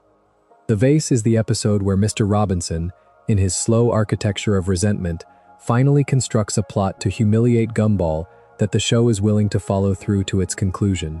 The premise involves a vase. The vase is precious to Mr. Robinson. The vase is broken, of course, in the way that precious objects are always broken in shows like this, by a child who did not mean to break it. The plot of the episode is Mr. Robinson's response. He does not, as you might expect, take the child to task. He weaponizes the breakage. He uses it as a pretext for a long, elaborate, public humiliation of Gumball that by the climax of the episode has involved most of the town. The show plays the humiliation for comedy. It also lets you see, in the corners of the frame, that the humiliation is not really comedy to Gumball. He is being publicly broken by an adult who has been waiting for a chance to break him. The episode resolves, in the show's usual way, with a kind of détente. The vase is acknowledged. The humiliation is wound down, but the dynamic between Gumball and Mr. Robinson has been pushed, by the events of the episode, into a darker place than it was before, and the show does not pretend the dynamic is going to come back from there. The Vase is one of those episodes that you can watch as a child and not quite understand, and then watch as an adult and recognize as the careful study of an unsafe relationship between a powerful adult and a child who does not understand his own powerlessness. The apology is, in some ways, the companion piece to the Vase, because the apology is the episode that asks what would actually have to happen for Mr. Robinson to apologize to Gumball, and the episode's answer is uncomfortable. The premise is that Gumball, who has by this point been bullied by Mr. Robinson in a number of small and larger ways, decides he is owed an apology. He goes to ask for one. Mr. Robinson refuses. Gumball persists. The episode is, in some ways, a study in the asymmetry of a child trying to negotiate a moral position with an adult who does not recognize the moral position as legitimate. Gumball has, by the standards of the world he lives in, a right to the apology. Mr. Robinson does not believe he does. The show does not, in this episode, give Gumball a clean victory. It gives him, instead, a kind of qualified one. Mr. Robinson, by the end of the episode, has produced something that resembles an apology, but the resemblance is structural rather than emotional. He has performed the apology. He has not given it. Gumball, who is young, takes the performance for the thing and is satisfied. The audience, who is older, sees what has actually happened and is not satisfied. The show is comfortable with the disjunction. It is one of the more honest pieces of writing about a child being bought off by an adult that the show ever produced. The Coach is the episode where the school gym teacher's secret is revealed, and the episode sits in the catalog of Dark Gumball as one of the more carefully constructed pieces of writing about a person who has been performing a personality for years. The Coach is, on the surface, a hyper-masculine figure, all volume and aggression and traditional authority. The show, in this episode, slowly reveals that this surface is a construct. The Coach has been performing the role of the demanding gym teacher because the role is what the school expects of him. Underneath the role, he is a quieter and gentler person who has, in his private life, been suppressing a number of things about himself in order to fit the shape of the job. The show does not make a meal of the reveal. It just lets the reveal happen, and lets the children at the school recognize that the adult they have been afraid of for years has been afraid of them for almost as long. The Coach is, in the end, allowed to soften slightly. The school does not collapse. The performance, in the episodes that follow, returns. But the audience knows what is underneath the performance, and the knowing is, in the show's quiet way, one of its kinder uses of the dark. The Castle is the episode about the inflatable castle that Gumball and Darwin rent for a birthday party. And the episode is, in its way, one of the more disturbing pieces of writing about the way mundane objects can become hostile in the show. The premise is small. There is an inflatable castle. The castle becomes, by some quirk of the magical logic of the show, semi-sentient. It does not want the children to leave. It begins to keep them. The episode follows the children's slow realization that the castle has become a kind of soft prison, that the inflatable walls cannot be escaped, that the people outside cannot hear the children inside. The show plays the escalation with the patience of a horror film. The children try every approach they can think of. The castle absorbs every approach. By the middle of the episode, the children are no longer treating the castle as a piece of equipment. They are treating it as a creature. The episode resolves in the show's usual way, with a clever escape, but the resolution is, in some ways, less interesting than the journey. The castle is, in its quiet way, one of the show's most committed pieces of writing about the way ordinary objects, in a sufficiently magical environment, can become things that should be feared. The Brain is the episode where Tobias' mother is shown to have, in addition to her beauty and her social poise, a deeply unhappy internal life. The premise is, on the surface, a comedy about an adult who has, briefly, become entangled in a problem the children are trying to solve. The episode lets her try.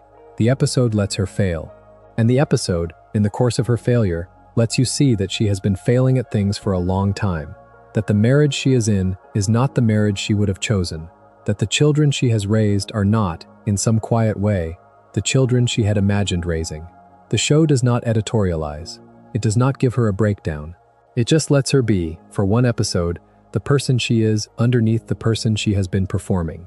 The audience is left with the understanding that the aspirational family the show has been showing them for years is, like most aspirational families, a careful construction, and that the construction is being held up by people who are tired.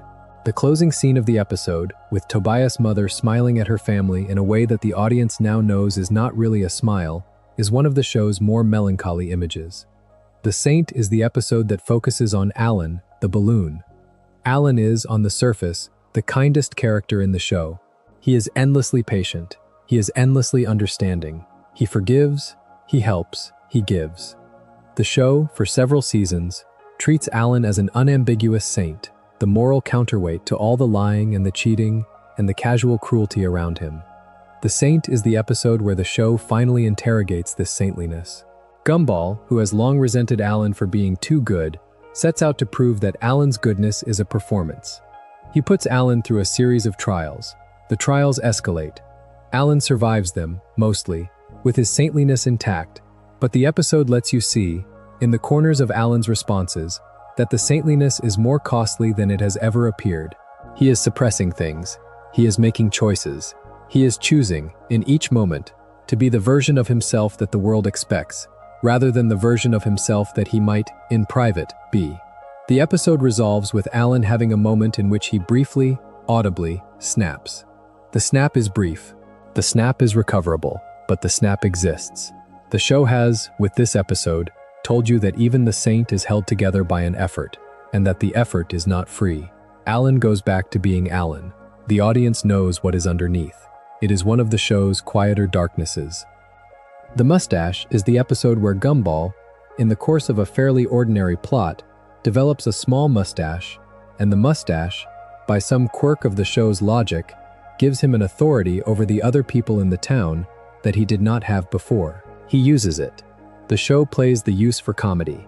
It also lets the comedy congeal into something darker. Gumball, with the mustache, becomes a small tyrant. He can talk his way into rooms. He can talk his way out of consequences. He can issue small commands and have them obeyed. The other characters do not quite know why they are obeying him. They just know that he has, in some inexplicable way, the air of a person who must be obeyed. The episode is, in its quiet way, an argument about the arbitrariness of authority. The mustache does not actually grant Gumball any new capability. It just grants him a signifier. The signifier is enough. The world, the show is saying, will reorganize itself around a sufficiently confident performance, and the performance does not need to be backed up by anything real. The episode resolves with Gumball losing the mustache and the authority evaporating, but the show makes the quieter point that the authority was always a signifier, that the mustaches and the uniforms and the titles that govern the world we live in are, in their own way, similar signifiers, and that the obedience they command is sometimes thinner than the people obeying realize. The Anybody is the episode about identity loss, and the episode is one of the more uncomfortable pieces of writing the show ever did, about the way a person can be slowly emptied out by the way they are seen. The premise is that Gumball, in the course of a plot whose specifics matter less than the shape, becomes increasingly indistinguishable from the people around him. He begins to use the same phrases. He begins to perform the same gestures. He begins to look like everyone else. The show makes the change gradual. The audience, watching, is not sure at first whether anything is wrong. By the middle of the episode, Gumball has become a kind of generic version of himself, and the family, in the show's small horror, has not noticed. The show is making with this episode an argument about the way social pressure deforms identity, about the way a person, in order to fit, will perform small acts of erasure against themselves, and about the way the erasure is, in the end, indistinguishable from disappearance. Gumball is recovered by the end of the episode. The Gumball who comes back is, mostly, the Gumball who started. But the show has, in the course of the episode, said something true that it does not retract. The recovery is not guaranteed. The next time the erasure happens, it might be permanent. The Job is the episode where the children of Elmore Junior High are taken on a career day, and the career day, in the show's hands, becomes a kind of slow horror. The premise is, on the surface, an ordinary school event. The children visit workplaces. The children meet adults who have jobs. The show, in the course of the episode, lets the children begin to recognize what a job actually is. The adults they meet are tired. The adults they meet are bored. The adults they meet are, in many cases, performing tasks that they themselves cannot defend the importance of. The children, by the end of the episode, are quieter than they were at the beginning. They are not laughing. They are not joking. They are looking at the world they have been told they are going to enter, and they are noticing, for the first time, that the world is not what their teachers have described to them. The episode resolves with the children returning to school, but the show makes a quieter point in the resolution. The school they return to looks different to them now. They know what it is preparing them for. The preparation, the show is saying, is not, in the end, a kindness. The Words is the episode where Sarah, the human girl who attends Elmore Junior High and who has a fervent and obsessive love for Gumball and Darwin, is given a moment of unwilling clarity about what the world thinks of her. The premise is that Sarah, in the course of a plot whose specifics involve a misunderstanding, overhears something that the other children have said about her. The thing they have said is not cruel. It is, in many ways, more painful than cruel would be. It is honest. It is the kind of honest that the people speaking it have not realized could be overheard. They are saying, in plain words, that they tolerate Sarah because they have to, that her enthusiasm is exhausting, that her presence is a kind of small, ongoing imposition. Sarah hears it. The show does not let her have a clean reaction. She does not cry. She does not run away. She just sits for a moment with the information, and then she gets up and goes back to performing the role of the enthusiastic friend, because the role is the only one she has available. The episode does not resolve this in a special way. It just lets the information sit. Sarah keeps being Sarah. She keeps being too enthusiastic. She keeps being barely tolerated. The audience now knows that she knows. The other characters do not. The Date is the episode where Gumball and Sarah go on an accidental date, and the episode is, in its way, one of the more genuinely awkward pieces of writing about adolescent obligation that the show ever did. The premise is small. Gumball, through a series of misunderstandings, has committed himself to going out with Sarah. He does not want to. He cannot find a way to back out without being cruel. He goes. The Date is, by any reasonable standard, a small disaster. Gumball performs, badly, the role of the interested partner. Sarah performs, with terrifying enthusiasm, the role of the loved one. The show lets the asymmetry sit. By the end of the date, nothing has happened. Sarah is convinced something has. Gumball is desperate to leave. The episode resolves with Gumball managing, more or less, to detach himself from the misunderstanding, but the show makes a quieter point in the resolution. Sarah is going to remember the date for the rest of her life. Gumball is going to forget it by the next morning. The asymmetry of memory, the show is saying, is one of the cruelest things in adolescence, and there is no equitable way to manage it. Some people care more than others. The caring is not, in itself, a wrong, but the way it is metabolized by the world around it is not, in the end, kind. I want to come back to the bullying of Anais I mentioned earlier, because the episode sits in the catalog of Dark Gumball as one of the most uncomfortable pieces of writing the show ever did about the way children inflict violence on each other. The premise is that a small group of older boys, themselves bullies, have decided to make Anais a target. The reasons are not particularly specified. The reasons do not need to be specified. The show, in the course of the episode, lets Anais be shoved, lets her be tripped, lets her be circled. The show does not, in the way of some cartoons, soften the bullying into a kind of slapstick. It lets it be what it is. The resolution involves Anais, with the help of her brothers, finding a way to push back. But the show makes the quieter point that the pushing back has cost her something. She is, by the end of the episode, a slightly less trusting version of herself. She has learned, at her age, that the world contains people who will hurt her for no reason. The show does not pretend that learning is reversible, it just lets it sit. Anais goes on. The audience watches her go on, knowing what she now knows. The Bumpkin is the episode where the Wattersons visit Richard's rural relatives, and the episode is, in its quiet way, one of the show's harder pieces of writing about class and family. The premise is that the family, on a road trip, stops at a relative's farm. The relatives, in the show's drawing of them, are exaggerated. They are crude. They are cheerful. They are also, in their own way, a kind of mirror to the family they are hosting. Richard, in particular, is forced by the visit to confront the way his own life has been, for years, only slightly removed from the life of the people he is now visiting. He has been working hard, in the small ways available to him, to be a different kind of person than the people he came from. He has, in his own quiet judgment, mostly failed. The episode does not punish him for this, it just lets him see it. The visit ends. The family drives away. Richard sits in the passenger seat, looking out the window, in a way the show usually reserves for Nicole, and the show lets him sit there. He is, for one of the few moments in the run, allowed to recognize that he has not become the person he wanted to be, and that the people he came from have not noticed because, by their lights, he has done about as well as anyone could expect. The show is not editorializing. It is just telling you that Richard, on quiet drives, sometimes thinks about who he could have been. That is, in its way, one of the more melancholy things the show ever said about him. The Crew is the episode that focuses on the bus driver, Rocky, and the episode is, in some ways, one of the show's quietest pieces of writing about a person who has been, his whole life, a supporting character. Rocky is, in the show's general framing, a perpetual man-child. He is in his 30s or so, depending on when in the run you are looking at him, and he is, by all observable measures, not quite an adult. He lives with his parents. He has a series of jobs that he is not particularly good at. He is, in the show's wider hand, a figure of affectionate mockery. The Crew is the episode that lets him, briefly, be seen. The premise is that Rocky has, for years, been writing a piece of theater, and the children of the school decide, partly out of curiosity, partly out of affection, to help him put it on. The piece, when it is finally performed, is good. It is unexpectedly, embarrassingly good. The audience, watching it, has to revise their understanding of Rocky. The other characters in the show have to revise their understanding.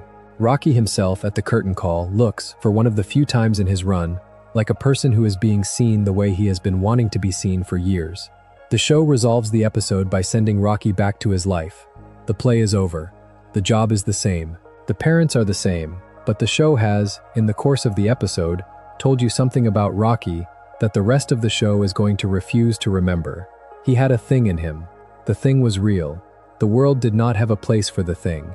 He went back to driving the bus. The Console is the episode where Gumball and Darwin are pulled into a video game, and the episode sits in the catalog of Dark Gumball as one of the more uncomfortable pieces of writing about the way games depend, structurally, on the suffering of the people inside them. The premise is, on the surface, light. The boys are inside a game. They play it, they die, they respawn. The game is, by the show's standards, fun. The show, in the course of the episode, lets them notice the structure of the world they are inside. Each death is a small fact. Each death is, in its own way, a piece of pain. They are dying so that the game can continue. They are suffering so that the player can have the experience of progress. The episode does not push the implication too hard. It lets them keep playing. But there are moments in the episode where Darwin, in particular, sits with the recognition that the world they are inside is built on a sustained cruelty that the game does not acknowledge, and the show lets him have those moments. The episode resolves with the boys escaping the game. The game closes behind them. The other characters inside the game, the ones who do not get to leave, are still there. The show does not return to them. The audience is left to know that they are still dying, repeatedly, for nobody. It is one of the show's quieter darknesses. The Best Friend is the episode where Darwin discovers that Gumball, in his absence, has been auditioning replacements, and the episode is, in its way, one of the show's harder pieces of writing about the structure of friendship. The premise is small. Darwin has been away. Gumball, in his absence, has been lonely. Gumball has, in his loneliness, tried out a series of other people in the role that Darwin usually fills. None of them have worked. By the time Darwin returns, the experiment is over. Gumball is glad to see him. The show could let this be a small story about how much Gumball missed his brother. The show, instead, lets Darwin discover the audition reel. Darwin's reaction is, in the show's careful drawing, not anger. It is something more complicated. He is, on the one hand, relieved that he was not replaceable. He is, on the other hand, hurt that he was, even briefly, in the category of things that could be replaced. The show lets the hurt sit. The episode resolves with the brothers reconciling, but the show makes the quieter point that the audition reel is not, in the end, the kind of thing that goes away. Darwin is going to know, for the rest of the run, that there was a stretch of days in which Gumball was looking for someone else to be his brother. The knowing changes the friendship, in a small way, that the show does not undo. The List is the episode where Tina Rex, the school's resident dinosaur, is shown to have, in her family life, a relationship to her father that is harder than the show usually lets you see. Tina, in the show's general framing, is a bully. She is large, she is loud, she is, in the children's general estimation, dangerous. The List is the episode that lets you see why. Her father, when the show finally introduces him, is, as far as fans have pieced together, a dinosaur smaller than she is, who has been pushing her, for as long as she can remember, to be the kind of dominant animal he was not. He has been outsourcing his own thwarted aggression to her. She has been carrying it. The episode does not let Tina escape from this dynamic. She is not given a clean moment of self-recognition. She just continues to be the bully the show has built her as, with the audience now in possession of the information that the bullying is, in some quiet way, an inheritance. The List is, in the catalog of episodes about why children are the way they are, one of the show's harder pieces of writing. The dinosaur's roar is, the show is saying, the small daughter's effort to please a small father. The Egg is the episode where Tina's hatching is shown, and the episode is, in its way, one of the show's quieter pieces of writing about the way a person who has not chosen to be born is held responsible for being born. The premise is, on the surface, a comedy about a flashback. Tina, as an egg, is hatched. The hatching is treated for jokes. The show lets you see, in the corners, the way the family around the egg has been waiting for her, the way they have been imagining her, the way they have already decided who she is going to be before she has had a chance to be anyone. By the end of the episode, the small Tina, who is no smaller than any other newborn would be, has already been fitted into a role she did not choose. She is going to be the family's small dinosaur. She is going to be the school's small bully. She is going to be, in the larger framing of the show, a creature whose personality was decided before she had one. The Egg does not editorialize. It just shows you the decision being made. The audience, who knows what Tina becomes, is left to sit with the implication that becoming was, in some quiet way, predetermined. The Pizza is the episode where the family's order of pizza becomes, over the course of the episode, a small philosophical event. The premise is, on the surface, light. The family is hungry. The pizza is late. The episode follows the pizza on its way to the house, and on the way the pizza acquires a kind of significance that the show does not entirely justify. By the middle of the episode, the pizza has become a symbol. By the end of the episode, the pizza has become a small altar around which the family has organized a kind of ceremony of waiting. The show plays this for comedy. It also lets the comedy land in a quieter register. The family, the show is saying, has been built around small rituals of expectation, and the rituals, in the absence of the things they are waiting for, become themselves the thing they were waiting for. The pizza arrives, the family eats it. The pizza is not, in the end, what the family was waiting for. The waiting was what they were waiting for. The episode resolves with a small sense of melancholy that the show does not name. The pizza, the show is saying, is never the pizza. The waiting is, in the end, the meal. The Cycle is the episode that focuses on Boebert more directly than the show usually does. And the episode lets the audience sit with the implications of his existence in a way that the rest of the show usually does not. The premise is that Boebert has been doing, on a small scale, what robots in the show are always doing, optimizing the lives of the people around him in ways those people did not request. The optimization, in the course of the episode, runs into a wall. There is a situation Boebert cannot optimize.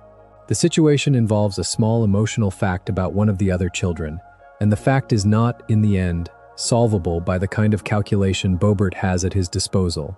The episode lets Boebert sit with this. He cannot solve the problem. He cannot, in the way he is built, even fully recognize the problem. He is, by the show's quiet implication, a creature who has been made to do things he is going to be, structurally, unable to do for the rest of his existence. The episode resolves with Boebert returning to the small optimizations he can perform. The other children move on.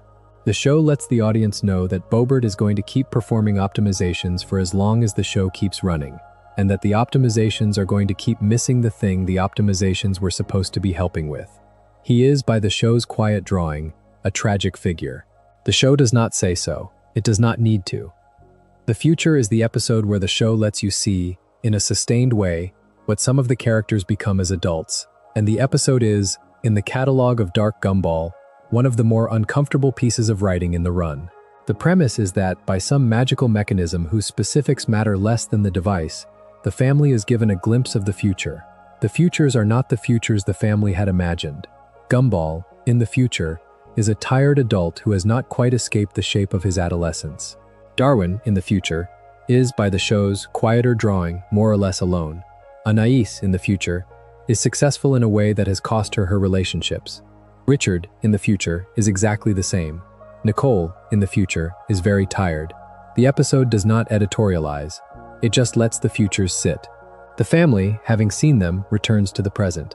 The episode resolves with the family agreeing, quietly, not to think about what they have seen. They do not have a path to changing it. They do not have, in the show's drawing, the kind of agency that would let them choose a different future.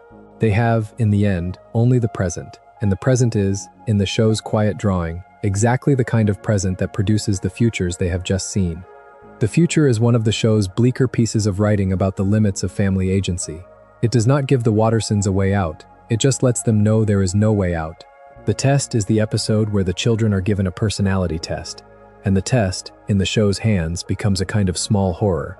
The premise is that the school has decided to assess the children's personalities. The children take the test. The test produces, for each of them, a small profile. The profiles, when they are released, are read by the children. The reading is the horror. The profiles are accurate. Each of the children is, in the small description the test has produced for them, recognizable to themselves and to each other. The accuracy is not, in the end, a relief. It is a humiliation. The children, having been described, have to sit with the description. They cannot, by an act of will, become someone other than the person the test has named. The episode lets them try. The trying does not work. They are, by the end of the episode, more or less exactly the people the test described them as, with the new burden of knowing what they are. The test is one of the show's harder pieces of writing about the way being named changes the named. The children, who had been moving through the world without thinking about who they were, are now thinking about who they are, and the thinking does not, in the show's drawing, help them.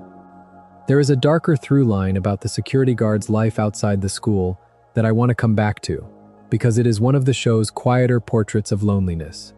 When he is not at the school, he is at home. The home, by the show's drawing, is small. The home, by the show's drawing, is mostly empty. He has been, for as long as the show has been showing him to us, a person whose social life is the small ongoing watching of children who do not, themselves, know he is watching. The episodes that follow him home let you see what he goes home to. The going home to is not, in the show's drawing, comfortable. He sits alone. He watches television. He eats food that he has not cooked. He goes to bed at a reasonable hour. He gets up. He goes back to the school. The cycle is, by the show's quiet account, his life. The show does not punish him for this. It does not editorialize. It just lets the cycle sit. His life is, the show is saying, what it is, and the saying of what it is one of the show's quieter darknesses. There are a lot of people whose lives are, in their own quiet way, similar. The show is, by drawing him so carefully, asking the audience to think about them. The singing is the episode where the people of Elmore, by some quirk of the show's logic, lose the ability to speak in any register other than song. The premise is, on the surface, a comedy of a musical episode. The show lets it be that. It also lets it be something stranger. The characters, having lost the ability to speak normally, begin to discover that the things they sing are more truthful than the things they would have said. Singing, in the show's hands, becomes a kind of small confessional. The characters are saying things to each other that they did not, in their ordinary lives, have access to saying. The episode plays this for moments of comedy. It also plays it, in the corners, for moments of something quieter. The family, in particular, says things to each other in the course of the episode that the family is not going to be able to walk back. Nicole tells Richard something true. Richard tells Gumball something true. Gumball tells Darwin something true. Darwin, by the show's quieter drawing, tells nobody anything, because Darwin already says, more or less, the things he means. The episode resolves with the singing ending. The characters return to their ordinary speech. The things they said to each other in song do not, in the show's quiet drawing, go away. They are now in the room. The family has to live with them. The singing is one of the show's quieter pieces of writing about the way speech, ordinary speech, is in some way a small protective fiction, and about what happens when the protection is removed. The Vision is one of the episodes the show built around a glimpse of a dystopian future for the town, and it sits in the catalog of Dark Gumball as one of the more sustained pieces of writing in the run about what Elmore could become if the small forces the show has been documenting were allowed to run unchecked. The premise is that one of the characters, through some plot mechanism whose specifics matter less than the result, is given a vision of the town some years in the future. The town in the vision is recognizable. It is also, in a way the show lets you absorb gradually, terrible. The institutions that the show has been gently mocking for years have, in the vision, hardened. The small cruelties have, in the vision, become permanent fixtures. The characters who, in the present, are children, have, in the vision, become adults who have been deformed by the town they grew up in. The episode is not making, in any direct way, an argument about a specific political configuration.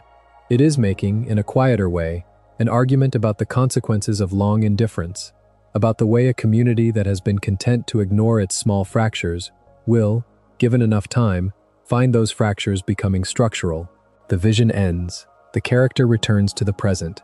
The present is, in the show's quiet drawing, still salvageable, but the implication is left open. The future the character has seen is not, by any obvious mechanism, going to be averted. It is going to require a kind of attention that the town has not, so far, been willing to pay. The Society is the companion episode to the Vision, and it is, in some ways, the more uncomfortable of the two, because it makes the argument that the dystopia is not in the future. The premise is that one of the characters, through a slightly different plot mechanism, sees the present clearly. The present that is seen is the present the audience has been watching all along. The show, in this episode, refuses to soften it. The town the character sees is unequal. The town the character sees is governed by small understood rules that nobody articulates.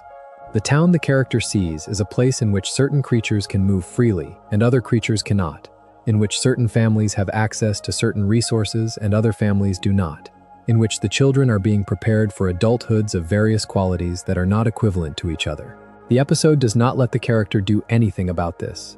The character, having seen, has to return to performing the role the character was performing before the seeing. The episode resolves with a quiet kind of grief. The character knows.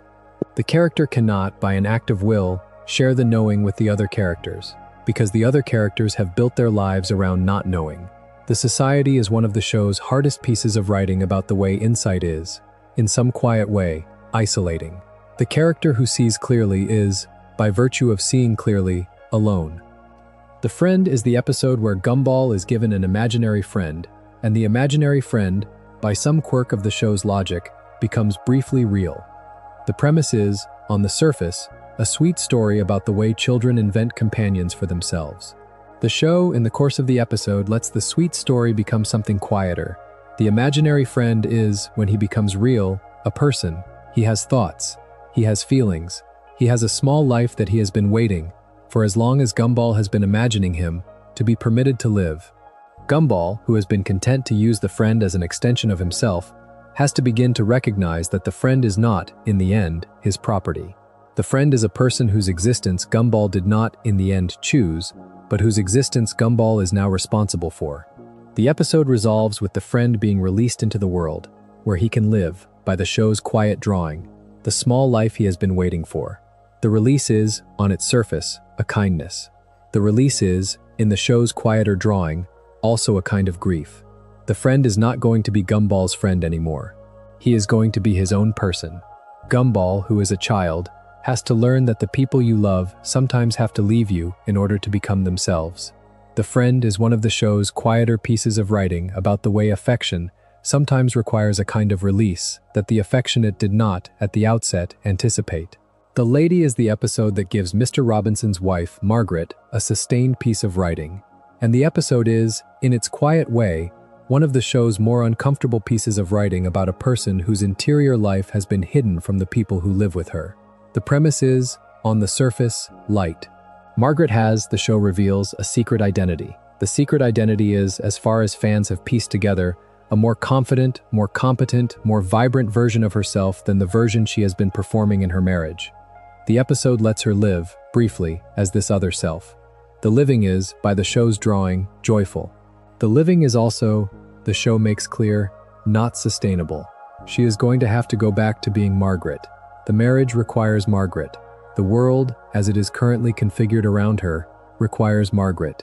The other self can only exist in the small spaces where Margaret can be set aside.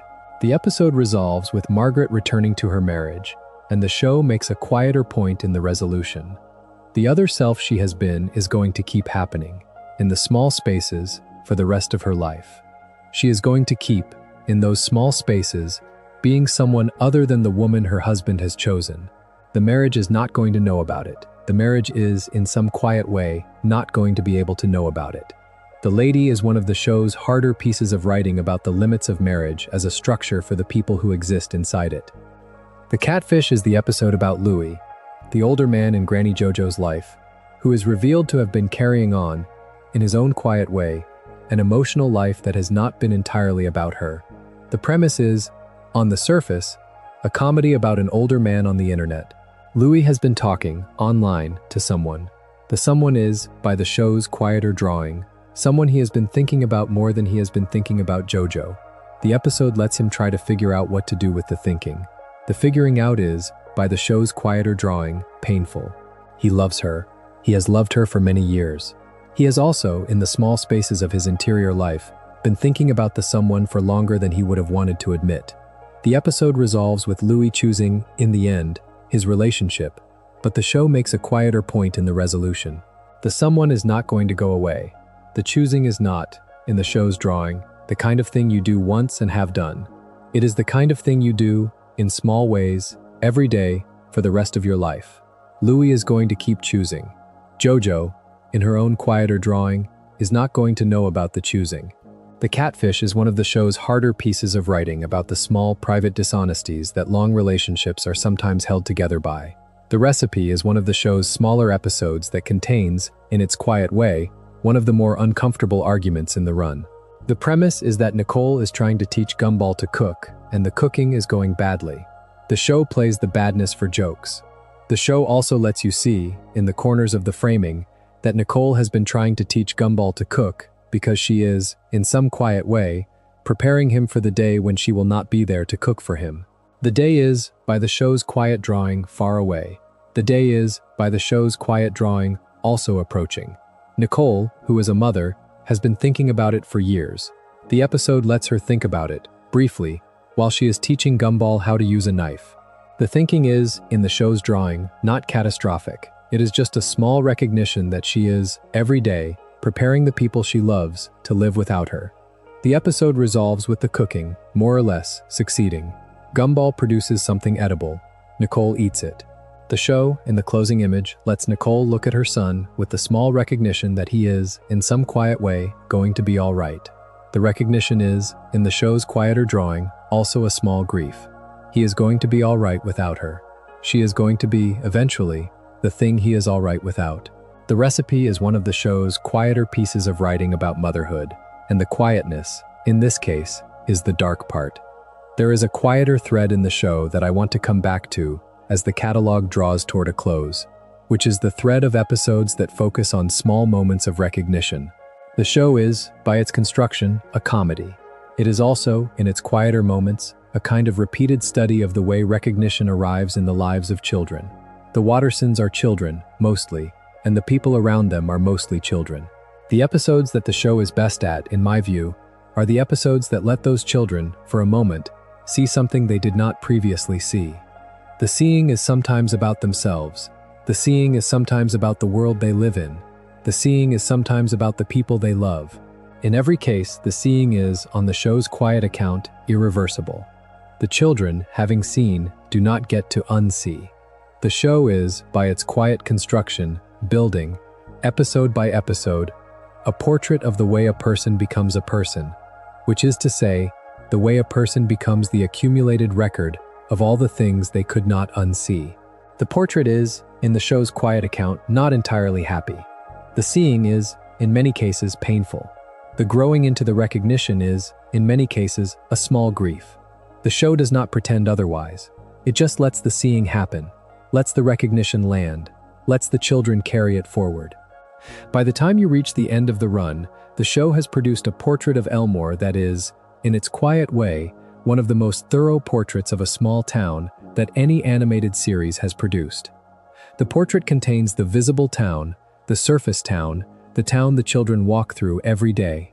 The portrait also contains the hidden town, the town under the town in the basements and the forests and the void.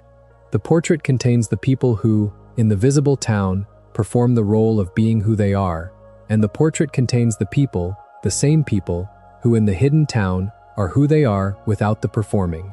The show is, in its quiet way, an argument that every small town contains both, that the visible and the hidden are not, in the end, separable, that the people who live in such places are living in both, simultaneously, for the whole of their lives. The argument is not, in the show's quiet drawing, despairing. It is just honest. The town is what it is. The people are what they are. The show, by drawing both with such patient attention, has done a kind of work that most cartoons are unwilling to do, which is to say the work of telling the truth about a small place while still loving it. There is a category of dark in Gumball that I have left for last because it is, in some ways, the hardest to describe. It is the dark that the show generates in passing, in the small transitional moments between the louder events of the episodes, in the camera that holds for slightly too long on a wall or a stretch of street, in the music cue that lands in the wrong register for the joke that follows. The show is, in the construction of these small moments, doing something almost no other cartoon in its slot was doing. It is using the medium against itself. The medium of the children's animated comedy is, by its convention, supposed to be relentlessly readable. Every frame is supposed to be a delivery vehicle for a joke or a beat. Gumball, repeatedly, refuses this. There are frames in the show where nothing is happening. There are moments where the camera is holding on an empty kitchen, or a quiet street, or a still corridor, for a beat or two longer than the convention of the form allows. The held moments are not, in any obvious way, doing anything. They are just allowing the audience to notice that the world the show is set in continues to exist, in the moments when nobody is looking at it. The accumulation of these held moments is, in my view, the deepest dark the show ever produced. It is the dark of attention itself. The Wattersons live in a world that is, by the show's quiet construction, much larger than they can pay attention to. The show is asking the audience to notice the parts of the world that the Wattersons are not noticing. The parts of the world that the Wattersons are not noticing are not, in general, good. They are full of small loneliness. They are full of small decay. They are full of small lives being lived in the corners by characters who are not the protagonists of any episode. The show, by holding the camera on them for a beat too long, is asking the audience to acknowledge them. The acknowledgement is, in the show's quiet way, a kind of small kindness. The acknowledgement is also, in the show's quiet way, a kind of grief. The world is, in the end, much bigger than any one family's attention. And the things that go unnoticed in such a world are, in the show's drawing, not necessarily survived. The show is not, in these moments, telling you anything you did not already know. It is just asking you to know it, for a beat or two, on purpose. The show ends, when it ends, without entirely ending. The final episodes of the run, the ones that the show was able to produce before its production was paused, do not provide the kind of conclusion that a long-form television series usually aims for. The Wattersons do not, by the end of the show as we have it, arrive at any particular destination. They do not solve the problems of the town. They do not heal the small wounds that the show has spent its run describing. They are, when we leave them, more or less where we found them, with the small accumulated wisdom of a few years of experience, and the small accumulated grief of the recognitions they have had. The show, in choosing this kind of ending, has made an argument about what childhood actually is. Childhood is, in the show's quiet account, not a problem to be solved. It is a thing to be lived through. The Wattersons have, by the end of the show, lived through a portion of it. They have not lived through all of it. They are going to keep going, the show implies, in the spaces between the episodes that no longer exist, in the void where the show's canceled or paused storylines would have lived. The void is, in the end, where they all are. The void is, in the end, where we all are. There is, of course, the announced continuation of the show, the movie, and the new run that have been reported on for years. I am not going to speculate on what these will contain, because the rule of this channel is that we do not narrate as fact what we cannot verify, and the unreleased content is not, by any reasonable standard, verifiable. What I can say is that the existence of the announcement, the long delay before the announcement, and the way the announcement was received by the audience, all of these are, in their own way, part of the dark accumulation of the show. The audience that grew up with this show has been waiting for years to find out what happened. The waiting has produced its own kind of grief. The show, in being absent for a stretch, has functioned for its audience the way the void functions for the characters inside it. It has become a place where the things we cared about have been kept while we have been getting older. The continuation, if it is what we are told it is, will let some of those things return. The return is going to be, for many of us, complicated. The show we loved is not, in any literal sense, the same show. We are not, in any literal sense, the same audience. The reunion, when it happens, is going to be a reunion of different people, in a different world, looking at each other across a stretch of years that has reshaped both sides. That is, in its own quiet way, one of the things the show has always been about. The deeper argument the show has been making, across the entire run, is an argument about the way being a person works. The argument is, in its quiet way, that being a person is the work of carrying, simultaneously, a number of things that do not, on their own, fit together. You carry your love for the people you live with and your low, ongoing irritation with the same people. You carry your sense that the world is, on balance, good, and your sense that the world is, in many of its concrete features, not. You carry your memory of who you have been and your hope for who you might become, and the gap between the two is the place you actually live. The show has been, in its quiet way, drawing this gap with patient attention for the whole of its run. The Wattersons, in their daily lives, are the most accurate drawing of a family that animated television has produced in a long time, because the Wattersons are the family that is built, every day, out of the work of carrying the gap. They love each other. They drive each other to distraction. They keep choosing each other. They keep, in small ways, failing each other. The choosing and the failing are not, in the end, separable. They are the same act, performed over and over, in the same kitchen, by the same people.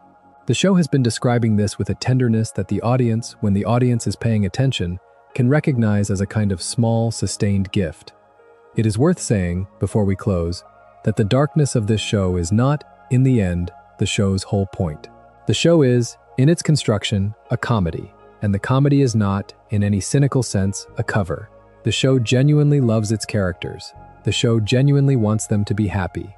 The show is, in its quieter moments, willing to let them be happy.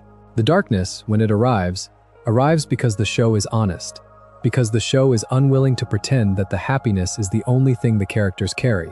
The honesty is, in some ways, the kindest thing the show offers them. It lets them be people, with the weight of being people, rather than figures, with the lightness of being figures. The show, by being willing to be dark, has produced a portrait of a family that the audience can recognize as a real family. The recognition is, in the end, what the audience came for. It is what the audience always comes for, in shows like this. The recognition is rare, in this format. The show, for the time it ran, was generous with it. So when we ask, as the catalog closes, what it means that this show, this colorful cartoon about a blue cat with a fish for a brother and a pink rabbit for a sister, was willing to go this dark, the answer, in the end, is fairly simple. The show went this dark because it was paying attention. The world it was set in was, when looked at carefully, full of small darknesses, and the show was willing to look. The looking did not, in the end, make the show a darker show than it was a comedy. The looking made the show a more honest comedy. The honest comedy is, in many ways, the only kind worth making. The Wattersons, the people of Elmore, the children of the school, the adults in the houses, the figures in the void, all of them are, by the end of the run, people the audience can think about as people, because the show has done them the kindness of taking them seriously. The taking seriously, in this format, is the dark. The dark, in this case, is also a kind of love. There are a handful of small scenes I want to leave you with, before the long zoom out, because the small scenes are, in a way, the place where the show's darkness has always lived most quietly, and the catalog would not be complete without them. There is a moment, in one of the middle season episodes, where Nicole, who has just come home from a long day at work, sits down on the couch and, for the duration of a single shot, does not say or do anything. She is just sitting. The show holds on her face. She does not cry. She does not laugh. She does not get up. She just sits, in the quiet of the moment, and you, the viewer, recognize what you are looking at. You are looking at a woman who has spent the day being everything, for everyone, and who now has, for the length of a single shot, no one to be. The show could have cut. The show could have moved to a joke. The show, in this moment, decides not to. It lets her have the shot. It lets her have the small, private moment of being a person who is tired. The moment ends, the plot resumes. The audience carries the moment with them for the rest of the run. There is another moment, late in the run, where Gumball, having had one of his small failures of the kind the show is built around, walks home alone. The walking is, in the show's drawing, slow. The walking is, in the show's drawing, unaccompanied by music. The street he is walking on is the same street he has walked on 100 times. The way he is walking on it now is different. He has, in the course of the episode, done something that he is not proud of, and the show is letting him walk with the not being proud. He does not cry. He does not narrate. He just walks. The show, in letting him walk, has acknowledged something the audience may not have realized they were waiting to have acknowledged. Children in this show are not, in the end, simple. They have private griefs. They have private dignities. They sometimes, on the walks home, are doing the work of becoming the people they are going to be. The work is, by the show's quiet drawing, not always glamorous. The work is, by the show's quiet drawing, the show. There is another moment in one of the final episodes where Darwin, having spent the entire episode trying to be useful to the family in a way that the family has not, in the end, needed him to be useful, sits, briefly, on the porch and looks out at the street. The show holds. Darwin does not, in the way of cartoon characters, narrate his interior. He is just a small fish on a porch, looking out at a street. The show, in letting him look, has said something quiet about the way being a member of a family sometimes involves not being needed, and about how the not being needed is, in its own way, a small grief that does not, in the end, go away. Darwin gets up. He goes inside. The episode resolves. The audience knows what they saw. The audience is left with the small private knowledge that Darwin, in the corners of his life, has been carrying a thing that the family has not noticed. The show has noticed. The audience, by extension, has noticed. The noticing is, in the show's quiet account, what audiences are for. These small moments are, in the end, the reason the dark of this show has lasted in the way it has. The big episodes, the void and the Inquisition and the disaster and the others, are the ones that get talked about, but the small moments are where the show has been doing its quietest work. They are the moments that the show has built its reputation on, even when the reputation is built unconsciously, and they are the moments that, decades from now, the audience is going to remember when they are trying to explain to a younger person why a colorful cartoon about a blue cat with a fish for a brother was, in its quiet way, one of the most honest things on television. The honesty is, in the end, the dark. The dark is, in the end, the show's gift. So, as we begin to zoom out, settle a little deeper into wherever you are watching this from, and let the small moments of the show that you remember come back to you, in whatever order they want to. There is, somewhere in your memory, a Gumball moment that you have been carrying for years without quite knowing why. It may be one of the louder ones we have discussed. It may be one of the smaller ones we did not have time to describe. Whichever one it is, you have been carrying it because the show, in producing it, did the work of producing something worth carrying. The show has been thanked, by its audience, with the long, quiet act of remembering. That is, in some ways, the most a show like this can ever ask for. The Amazing World of Gumball is, in the end, a strange piece of work. It is funny. It is sad. It is, in stretches, genuinely horrifying. It is also, in its quieter moments, one of the kindest things its medium has produced. The kindness and the horror are not, in the end, in opposition to each other. They are, in the show's quiet account, the same act. To take a person seriously is, in part, to acknowledge the dark that the person carries. To take a town seriously is, in part, to acknowledge the dark that the town carries. The Amazing World of Gumball, in being willing to acknowledge both, has produced something that has, by now, taken its place among the small handful of animated television series that the format will be remembered for. The remembering is going to outlast the cancellation. The remembering is going to outlast the eventual return. The remembering is going to outlast, in some quiet way, the show itself. That is what it has earned. If you have made it this far, thank you. This has been a long evening, and you have been a generous companion.